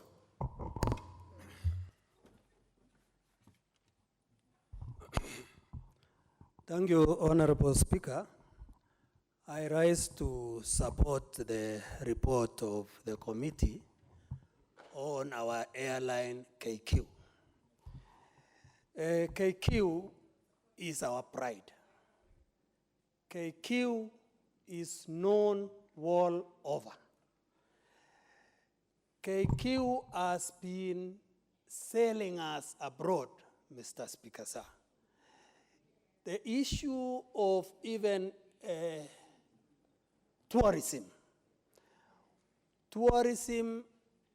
will equally be brought up as a result of nationalizing KQ.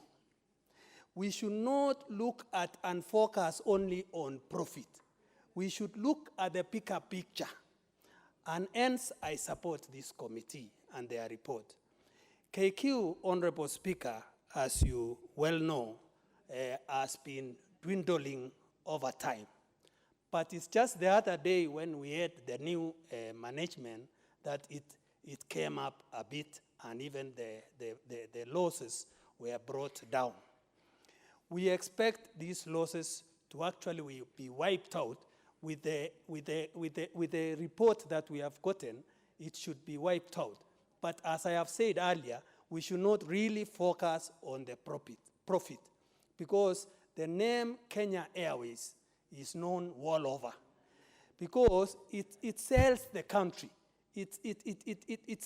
We need even to travel, to make KQ to go to other countries, not the only countries that they have cocooned themselves to travel to. We need to expand so that everywhere KQ will be known, and hence Kenya in extension will be equally known.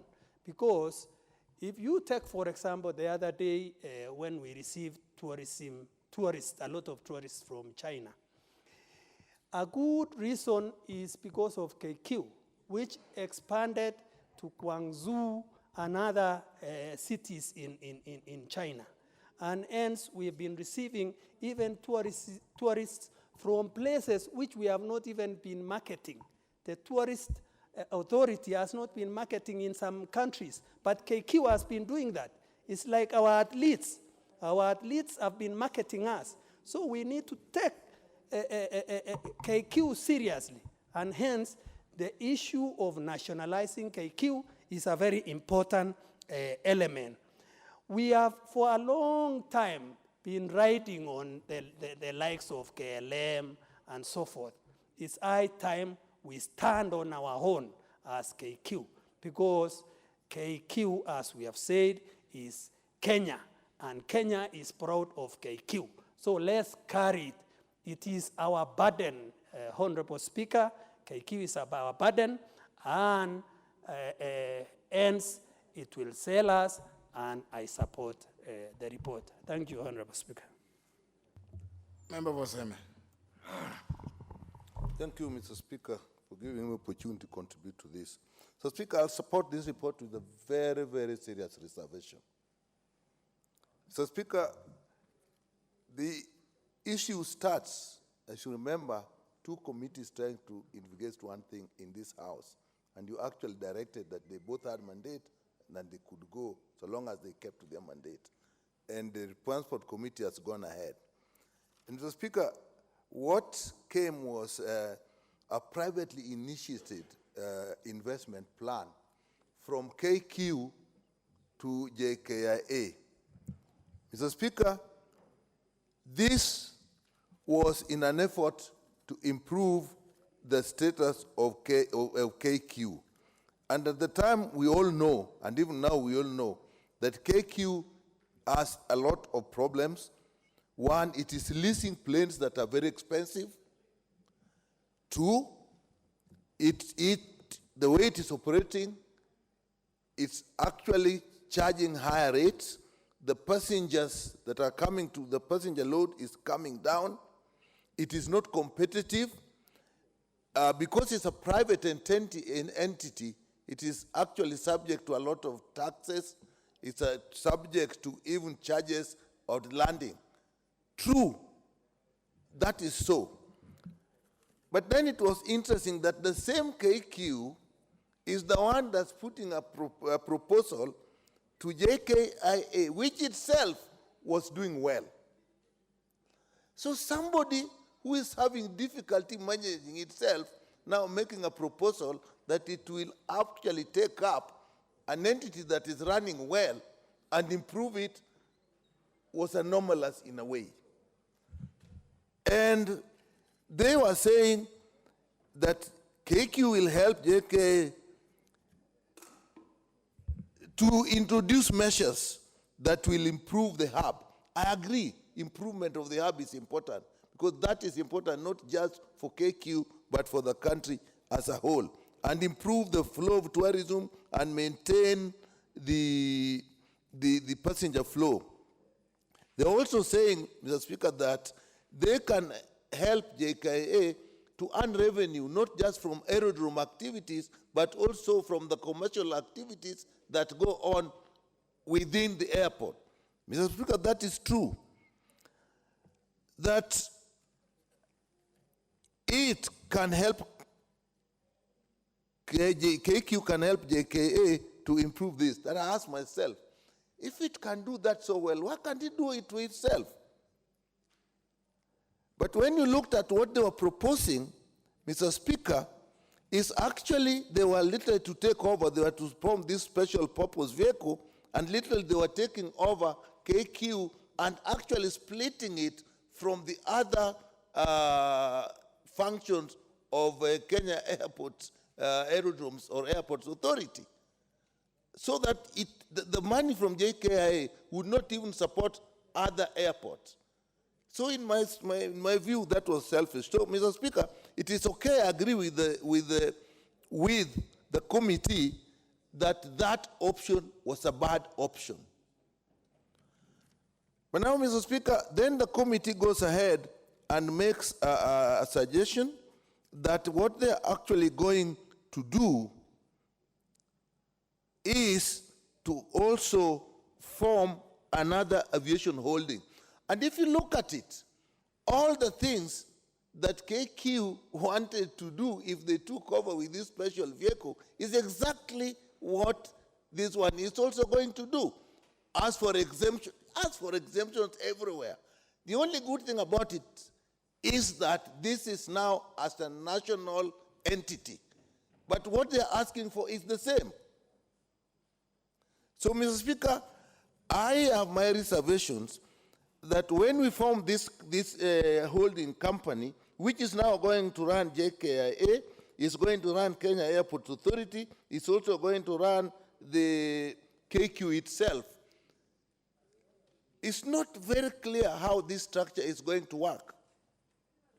And, Mr. Speaker, my other concern about this is that when this entity is formed, we are going to give it a lot of exemptions, but we are not told exactly how it is going to handle one of the major issues that KQ was involved in, the debts.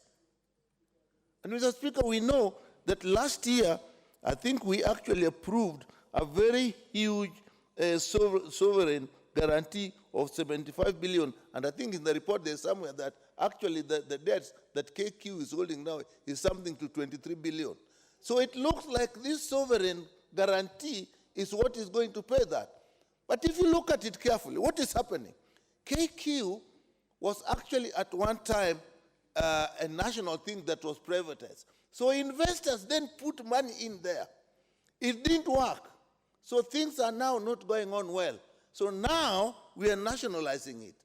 Now the investors who invested their money actually are quite safe because you have got a guarantee of 75 billion and their debts is totaling only 23. The committee doesn't say this very clearly, but it is clear to me that actually this is what the money that is going to pay off these debtors is actually government money.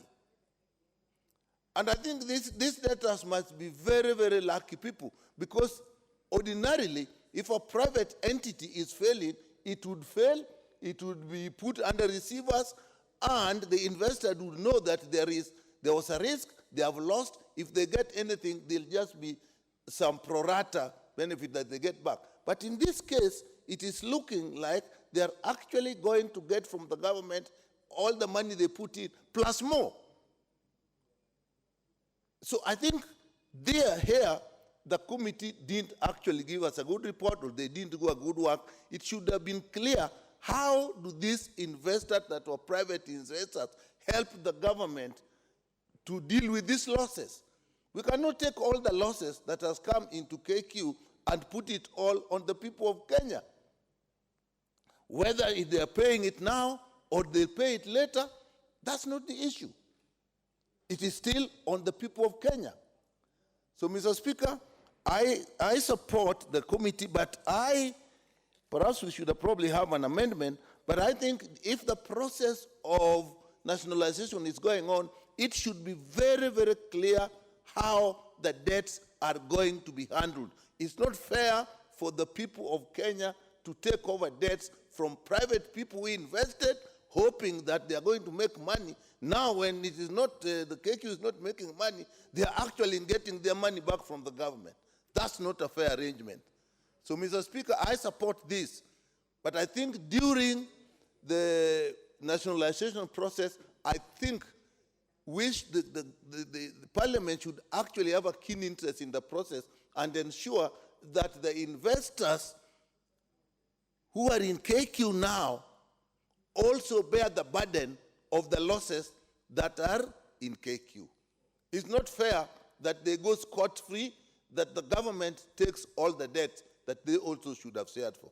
With this, that reservation, Mr. Speaker, I support. Member for Ijara.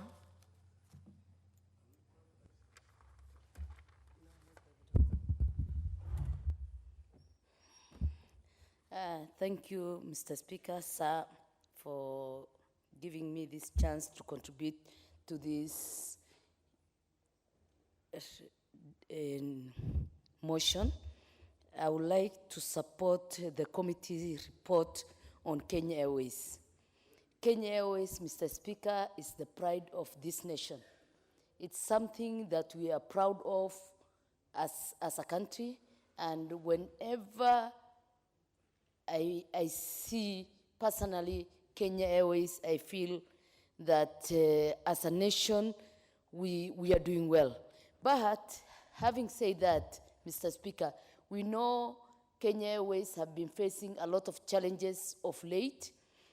We know there have been a lot of, in terms of management, in terms of losses they have gone through, and many, many issues that Kenya Airways have gone through, Mr. Speaker. Mr. Speaker, nationalizing our pride of Africa, which is Kenya Airways, I feel that is a step in the right direction. Because being a private entity always gives a problem to this nation. If we nationalize it, and the process that is going out now is something that we need to put a lot of efforts in trying to support Kenya Airways so that it can overcome the challenges that it is facing, Mr. Speaker. Mr. Speaker, recently I traveled through Ethiopia, and Ethiopia Airline is overtaking Kenya Airways. And if you go through the airport in Addis Ababa, you will see the kind of development that is taking place in Ethiopia. You will see the kind of public relations the Ethiopian personnel at the airport have, Mr. Speaker. The kind of directions and the kind of work they are doing at the airport, Mr. Speaker. Mr. Speaker, now that we are going through a process, we need to look holistically how Kenya Airways can be supported, and I will urge the committee again, whenever they're interacting with the Ministry of Transport, they need to create a process that is very holistic, a process that will look at all the environment that Kenya Airways works in, so that we could have a situation whereby we look from the lowest cadre at the airport to the highest cadre at the airport, so that whenever we have visitors who come to this country through our airport, using our carrier, our national carrier, then they will be able to see the image of this country. What do I mean by the image? When you know you have good public relationship, you create that rapport, every person will feel very comfortable to come through Kenya. But if we come through Kenya and people are harassed, people ask kickbacks, people ask, a lot of unnecessary things, then it becomes a problem. And that is what we are facing. So we need to change our culture properly, Mr. Speaker. We need to have a culture that will attract this country and will bring back the glory of this nation. This nation as a country was a country that was the hub of this region, the Horn of Africa. Mr. Speaker, Kenya Airways was one time, everybody in Africa used to admire Kenya Airways. And we must put a deliberate effort, Mr. Speaker, so that we bring back that glory to this nation and to Kenya Airways. I'm very happy that the committee brought this report after they have done the investigation, and that they have recommended the nationalizing the Kenya Airways, Mr. Speaker. Mr. Speaker,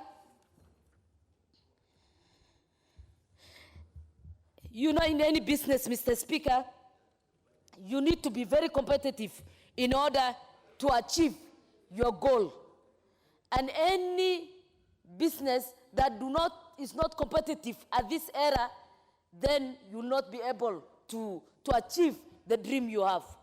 So we are asking Kenya Airways, its team, its management, the ministry, all of it, to stand as if you are selling your shop and competing with the next shop next to you. So we are in an era where everything depends with the kind of system, structure, and relationships that you put in place, Mr. Speaker. And Mr. Speaker, because of that, and my recommendation is we need thoroughly, we're asking the committee, thoroughly, when this process is going on, you need to holistically and thoroughly look into the whole system, Mr. Speaker. And you need to check and give recommendations that will improve and will put us into the edge of achieving our dream, Mr. Speaker. Having said that, Mr. Speaker, I want to say thank you again, and I want to congratulate the committee, and I want to tell the committee congratulations and thank you very much. My only request to the committee is let's do a thorough job when this process is going on. Thank you so much, Mr. Speaker. Member of Mwingi West, Nguna Ngusia. Yes. Thank you, Speaker, for the opportunity given to me. Mr. Speaker, sir, this discussion, or rather the topic, is coming to a time which is really good for us. Mr. Speaker, sir, I used to be a financial director in one of the most profitable companies in this world, Etihad Airways. And Mr. Speaker, sir, I would like to support this report based on what the committee has recommended. Number one, the committee really did a lot of work, and would like to appreciate that. Mr. Speaker, sir, however, it's good to note that before anything that KQ actually proposed to do, we must first of all nationalize it so that we can actually be proud of it. When, Mr. Speaker, sir, when you go around all the countries in this world, New York, anywhere in London, if you see Kenya Airways flight, you always feel proud. And always the pride is the best thing, actually, you can have when you are traveling in this country. When you see KQ in Amsterdam, you always feel like you are at home. When you see KQ everywhere, everywhere you can think of, you always feel Kenyan. And Mr. Speaker, we need to nationalize this airline. First of all, we have to shine the light that KQ is not actually government-owned and is not even Kenyan. The KLM has got the majority share, and at the same time, Air France owns KLM. So we are having millions of ownership in this kind of arrangement, and nationalizing this airline actually is going to help Kenyans a lot. I would like to comment, and I was very happy to see the chairman for transport in one of the local stations actually recommending these things, and I was very proud of you. Whatever the presentation you did, I don't even need to read this report to support you. So I'm saying that we need to, first of all, nationalize the airline. Secondly, all the proposals they had actually proposed to us to overtake the KAA, it can be achievable. And it has been done by the Emirates and Etihad Airways. But the airline, first of all, has to be Kenyan. Members, I know it is very important we own our own thing. When you see Kenya Airways, it is not Kenya. When you see Kenya Airways, it is just a name but owned by the Dutch and the French. So, Mr. Speaker, I would like to actually to laud one of the key things they proposed, that is, upon the nationalization of KQ, the government should review the aircraft leasing increment. Leasing, it's one of the thorny issues in Kenya Airways. We know majority of the aircrafts are leased, but there are a lot of interest in these leasing increments KQ entered. And that is why majority of these debts are being actually incurred by Kenya Airways. KQ did a mistake when they were doing a fuel engine actually. And engine is one of the strategic things you can actually initiate in an airline. Fuel has always been an issue. Supply, actually the procurement department need to be organized in Kenya Airways. Most of the commodities which are supplied to Kenya Airways, they are always overpriced. And that is why the airline is really struggling to make profits. And one of the other things actually we need to do, Kenya Airways always, the issue of rewarding the agents are very key. Whenever you walk to an agent in any world, the agents will always influence the decision on which carrier you are going to fly. So KQ actually, when I saw their policy, they have not revised their agents' reward very well. So upon this nationalization, we need to sit down and really operationalize a lot of things in terms of the fuel engine, the leasing increments we have entered. We need to review them. We need to review the issues of rewarding the agents, and we need to do a lot of things. So, Mr. Speaker, with those few remarks, although I did read a lot of report, I support this committee, and this issue must be taken without any emotions. Mr. Speaker, I support and thank you so much. Member for Laikipia West, Laikipia County, sorry. But I suspect you come from Laikipia West. Thank you, Mr. Speaker. I want to confirm that I come from the county of Laikipia. I stand in support of the committee report from the proposal of nationalizing the Kenya Airports Authority from the Departmental Committee on Transport, Public Works and Housing this afternoon. Mr. Speaker, when you talk about the KQ, we talk about the pride of Africa, not only the pride of Nairobi or the pride of Kenya, but you talk about the pride of Africa. But the biggest question before us this afternoon is whether we have lived true to the Kenyan dream of making KQ a national airline which will not only be talked about positively in Kenya, but in the entire of Africa. And among the challenges that has been highlighted by this committee, Mr. Speaker, I want to agree with the chair of this committee that they have done a good job, number one, by highlighting issues which are directly and indirectly affecting Kenyans when we talk about the national airline. Mr. Speaker, I must say it's a mockery to the people of Kenya when we say it's time in the year 2019 that we nationalize the KQ, meaning that KQ is still in the hands of people. It's still in the hands of individuals. And majority of the shareholders, Mr. Speaker, are private individuals and foreigners whose interest is to curtail this country by making sure that majority of shares, not only the profit they make, it goes to other people and not directly to the people of Kenya. How sweet would it be now that today we were eulogizing the life of Bob Korimo, the former CEO of Safaricom, that we will talk about a company that is 100% owned by Kenyans. All majority shareholders are Kenyan. The Mama Bogas, if they can be able to raise the required amount even to buy a single share. Mr. Speaker, allow me maybe to remind our chair that Mr. Mikosi, I don't know whether he was the CEO, he recently resigned, and he resigned out of frustrations.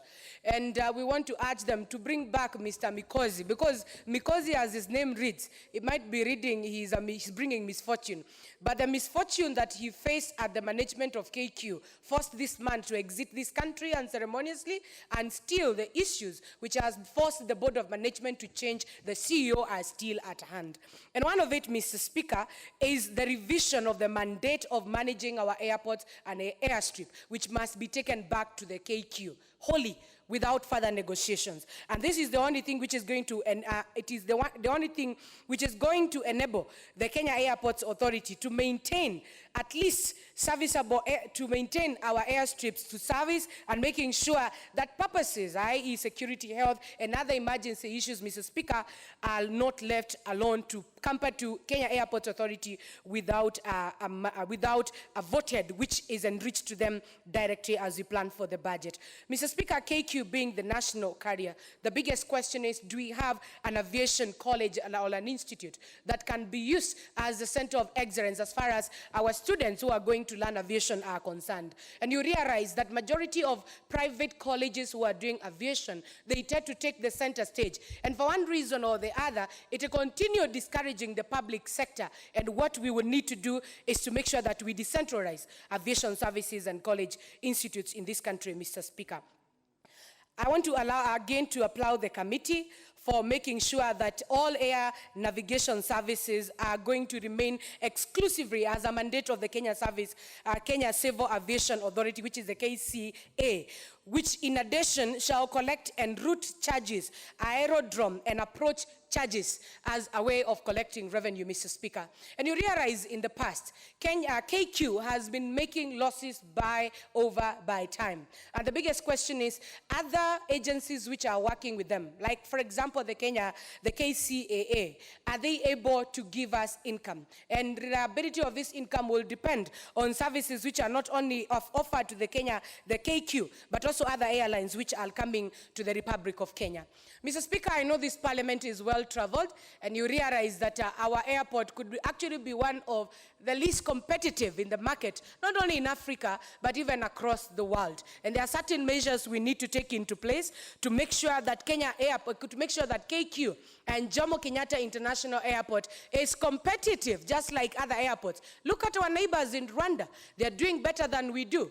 And I must say this in this house, Mr. Speaker, because this is a house of rule of law, that any country which is struggling to get a modest and a modern international airport, it would only discourage any investor from coming to invest in the Republic of Kenya. We want to see malls coming up at Jomo Kenyatta International Airport. We want to see 5-star hotels coming up in Jomo Kenyatta International Airport, so that it's going it's going to become a tourist attraction, and people who are on transit, they are able to leave money in the Republic of Kenya as a way of making quick cash through people who are commuting through the Republic of Kenya. Mr. Speaker, I finally want to say that the Kenya Airports Authority, we would seek that the transfer of management and assets to JKIA, to the JKIA company, and number 2, to allow the aviation holding company to collect tariffs and the airport users charges, including landing charges and parking charges, the amendment of the Air Passage Services Charges Act also to be put in place to allow the aviation holding company to collect the air passage services charges for distribution of its subsidiaries to the subject as it is made in the report which has been tabled in the floor of this House, Mr. Speaker. The question of parking bays, the question of tariffs as they are corrected, Mr. Speaker, has been a subject which has not been transparent, and majority of us, even as members of parliament, we are not able to tell how are things transacted at JKIA. The supremacy battles between the Kenya Airports Authority, its employees, and the KQ, Mr. Speaker, the only way to bring them to an end and to make sure that there is consistency and that the national airline is able to make business is to make sure, number 1, we nationalize the KQ.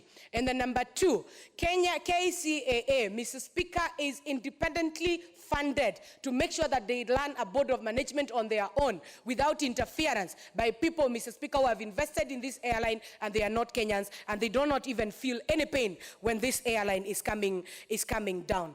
But Mr. Speaker, allow me finally to ask the chair to continue talking to Kenyans, because I'm one of the complainants. When you fly Kenya Airline, you realize it's the most expensive airline. When you fly Rwanda Air, you fly Emirates, you fly, I don't know what else, Mr. Speaker, you realize that we are the most expensive country, and the airline discourages majority of our businessmen in this country to travel or to fly KQ. Would love to see these tariffs being brought down. We'd love to see transparency. Would love to see them challenging us to come up with an act which is going going to enable KQ to become stronger and emerge the pride of Africa. Thank you.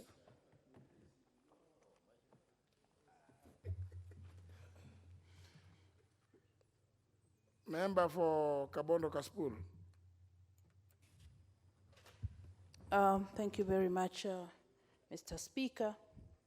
I know that a lot has been said already, and I'll be very brief to add my voice in support of the report.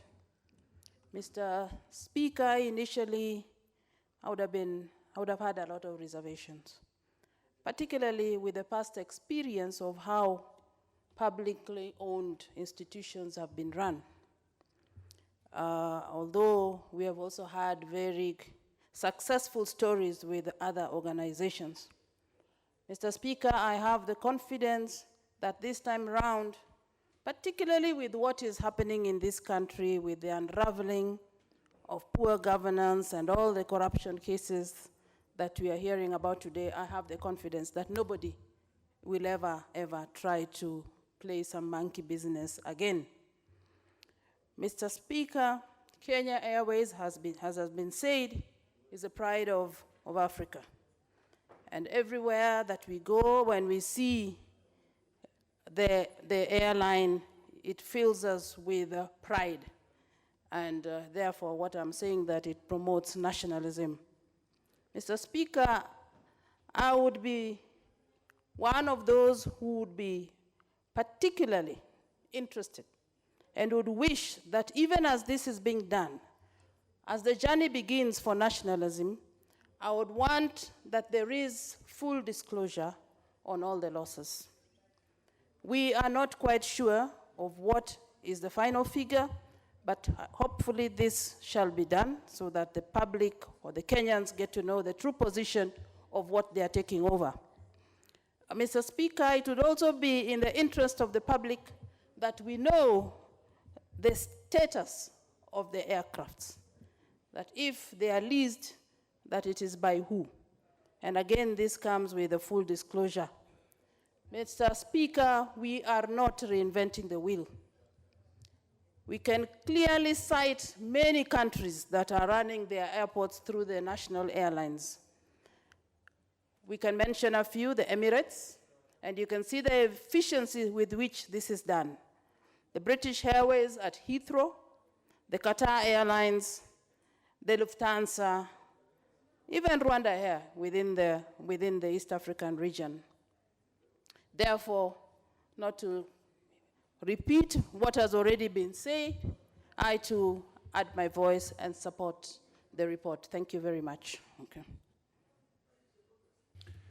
Well, there being no other member desirous of contribute. Do I see the member for Migori? Member for Migori? I see that.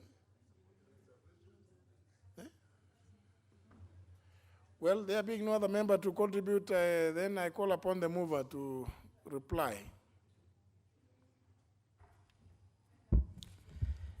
I thank you, Honorable Speaker, for giving me this great opportunity to reply. And in replying, Honorable Speaker, I want to sincerely thank you particularly for giving guidance to the House and the committees on how to deal with this business, which you have seen how it has been transacted in the House, Honorable Speaker. At a particular time when there was conflict, it's really called your Solomonic direction to be able to give the House, which you did, Honorable Speaker. And in this committee, under you, we really followed your direction to the latter. And that's why you see our report is actually structured in the manner upon which you ruled, because we are a house of rules, we are a house of respect, and we respect you, Honorable Speaker, and I thank you on behalf of my committee. Second, Honorable Speaker, I also thank my committee for being very impartial in dealing with this issue. This is a national issue, Honorable Speaker. And we dealt with it without emotions, without fear or favor, without our political inclinations or thinking. Remember, of course, you know, committees are, members come from different political positions. But this committee, Honorable Speaker, knowing that they had a serious national issue, kept that aside and thought about the country. as you direct, Honorable Speaker. So I thank the Honorable Speaker and the Office of the Clerk. I would like also to thank members in their contribution from yesterday up to today. Very positive recommendations and very positive contributions. And I want to assure the House, Honorable Speaker, and the members who contributed that we will live to that expectation because the journey has begun. This is the beginning. It's not the end, it's the beginning.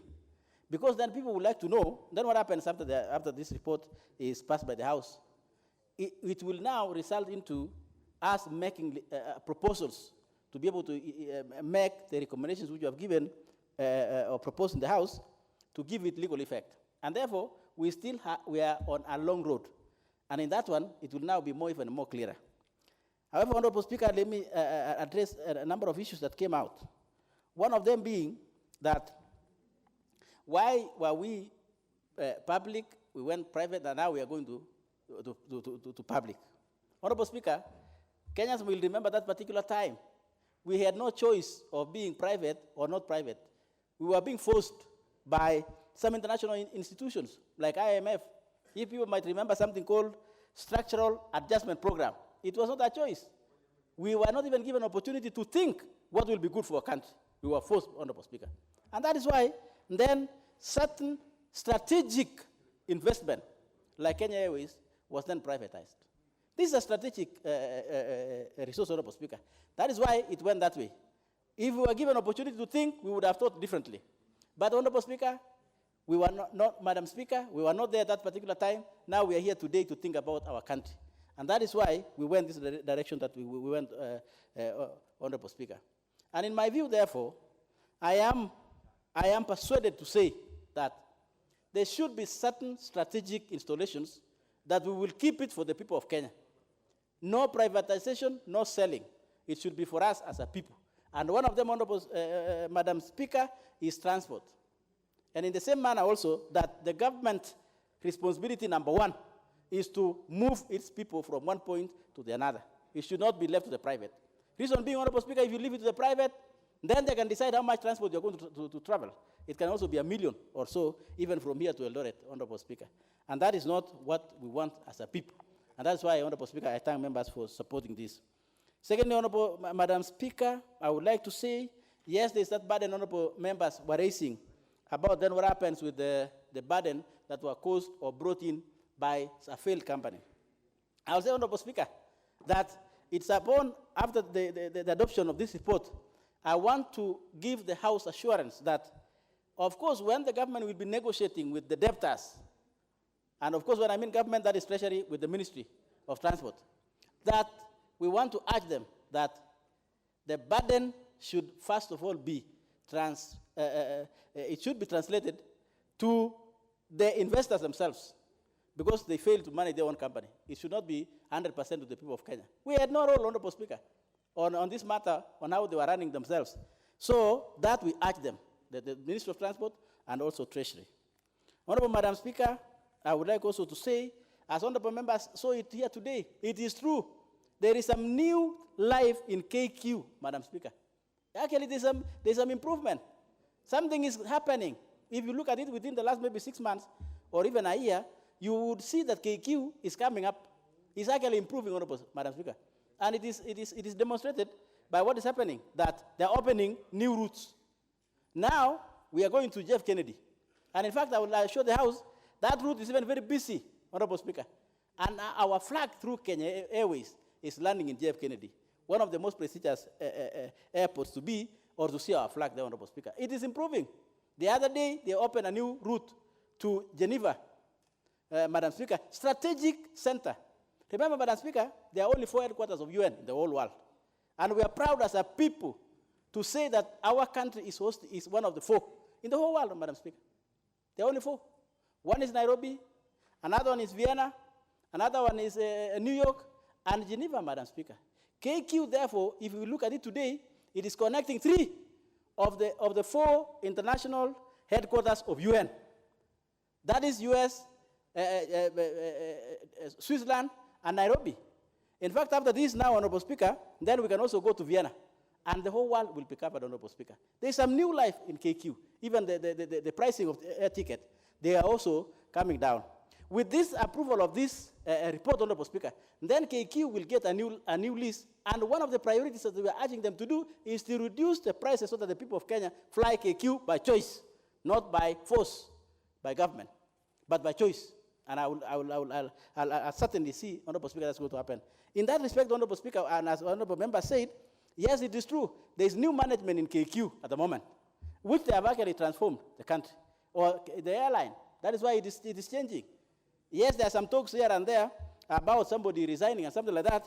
And I will say this on the floor of the House, and I want to be on record, Madam Speaker, to say that the people of Kenya have noticed that the leadership of KQ is improving KQ, and they should not be pushed out. And after adoption of this report, the directors of Kenya Airways will not be like the directors of Kenya Airways. So they should listen to the people of Kenya and listen to the House, that they should not push people who work very hard. They have changed it. What were they doing? Look at, Madam Speaker, what was happening before until now. What was happening in KQ until when there's new leadership in KQ that brought the matter to be discussed by the people of Kenya in their House of respect, the August House, Honorable Speaker. So there is a new change. And therefore, Honorable Speaker, as the House will support, and then as I move to conclude my reply, Honorable Speaker, is when members are saying, then who is behind the leasing? I had Honorable Member saying that we need disclosure. Honorable Madam Speaker, when I was moving yesterday, I disclosed the companies upon which KQ is leasing planes from. And I said, Honorable Speaker, it's not unique to KQ. It is an international model. In fact, if you look at our planes, KQ is leasing 52%. If you look at other airlines, they are even big. They are leasing more than 52% of their fleet. Ethiopian Airlines is about 51, 52. Others are about even 62. But these people, Honorable Speaker, what was the problem? And that's why it was expensive to lease. And I was happy, Honorable Speaker, that one person who was working in one of the airlines, a Honorable Member here, who was working in one of the airlines, support our proposal. That, Honorable Speaker, one of the problems that we entered into is leasing. It was expensive. Why? Because the model upon which KQ was operating, because of bad books in terms of financial books, they were on high risk of exposure, and that's why people then charge them highly. With this new approach, Honorable Speaker, the risk will no more there, and therefore they are going to renegotiate those leases and fuel hedging, and will now come to what I will call, Honorable Speaker, an equilibrium. And with those few remarks, Honorable Speaker, I thank the House for joining us as a committee, and I will assure the House and the committee and the House and the members that we will work together. We are now bringing the pride of Africa, the pride of Kenya, into what I will call, Honorable Madam Speaker, ownership. There's now new ownership in KQ. So with those few remarks, Honorable Speaker, I thank my colleagues. I also thank the people who supported us up to where we are. I beg to reply, Madam Speaker. Very well. The chairman for the reply. Honorable members, from where I sit, I confirm that the House is not properly constituted for me to be able to put the question, the reports of the inquiry into the proposed Kenya Airways privately initiated investment proposal to Kenya Airports Authority. And so I do order that the question to this will be put to the next sitting as it will be indicated in our order paper. Next order. Order number 18, motion, inquiry into allocation of land in Committee Anma Forest. The mover. But this is a resumption of debate, honorable members. You are aware we don't speak twice to any motion. And so I want to assume the member for Mwingi West has walked out, Honorable Nguna Ngusia. The member for Migori County, Honorable Ochieng Awor. She's consulting. The member for Mwingi Central, the Honorable Muliungi Mutemi. Again, I'm aware they're in the consultation room. Honorable members, there being no any other requests for members to speak to the report, that is inquiry into allocation of lands in the Committee Forests.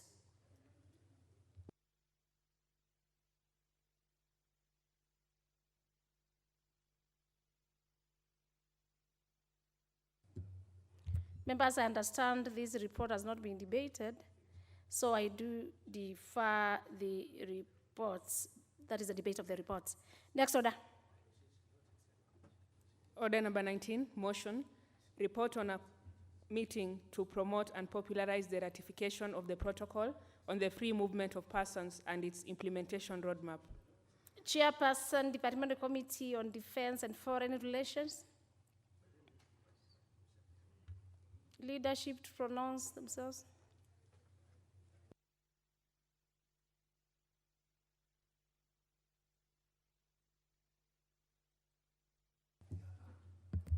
I thought the leadership wanted to speak to this. Yes, Honorable. Where is your card? Honorable Member Oyata. Thank you. I have my card. I was not You know, expecting. you don't assume the speaker. You are catching my eye. You must express yourself. I do have the card, but Yes. it came as a surprise. Madam, You have the floor. Madam Speaker, on behalf, I'm a member of the committee, and on behalf of my chair, who is also the country, and the vice chair, we had requested this matter be deferred to the next sitting. Then with that request, I order that the debate of the same is deferred. Next order. Order number 20, motion, Senate amendments to the Public-Private Partnerships Amendment Bill, National Assembly Bill number 52 of 2017. The leader of majority party.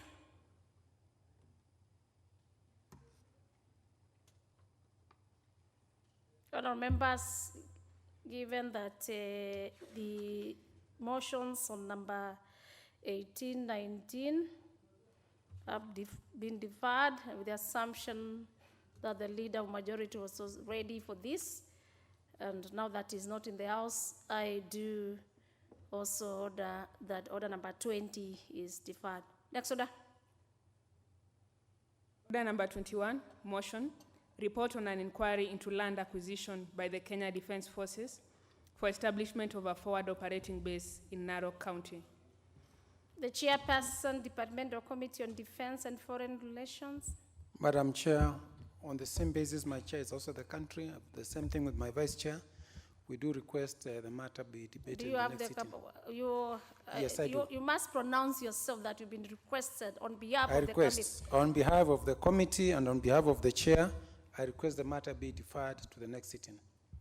Yeah, now that you've pronounced yourself that you have been given the mandate, Honorable Kilonso, by the chairperson, the vice chairperson, to report on the status to the National Assembly, of course, in the debate, then it is agreed, and I do order that the motion number 21 on the report of an inquiry into land acquisition by the Kenya Defense Forces for establishment of a forward operating base, FOB, in Narok County be deferred.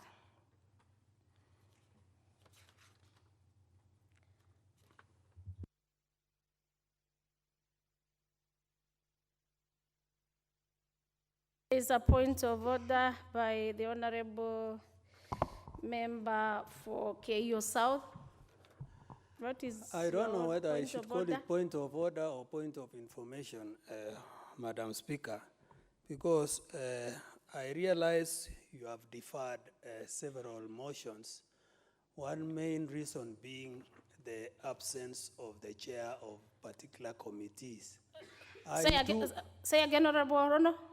I realize you have deferred 2 or 3 motions with reasons that the chairs of the committees are absent. But there's official communication from And the... this communication, Chair, I thought committees do normally have the chair and the vice chair. In the absence of the chair, there should be the vice chair, so that our calendar can move smoothly. Very well. Any official communication and for a representative, including yourself, I know you're a member of the Public Accounts Committee, you can still be given the mandate and powers to represent. And of course, this is due to the, the business of the House. The chairperson could be having a different business, of course, parliamentary. There's also the vice chairperson. But Honorable Rono, your sentiments are noted. Order, members. There be no another business in our order paper for today. That is the Thursday, July 4th, 2019. This House stands adjourned, and the time being 5:34 p.m. The House stands adjourned till the Tuesday, 23rd July 2019 at 2:30 p.m. I thank you all.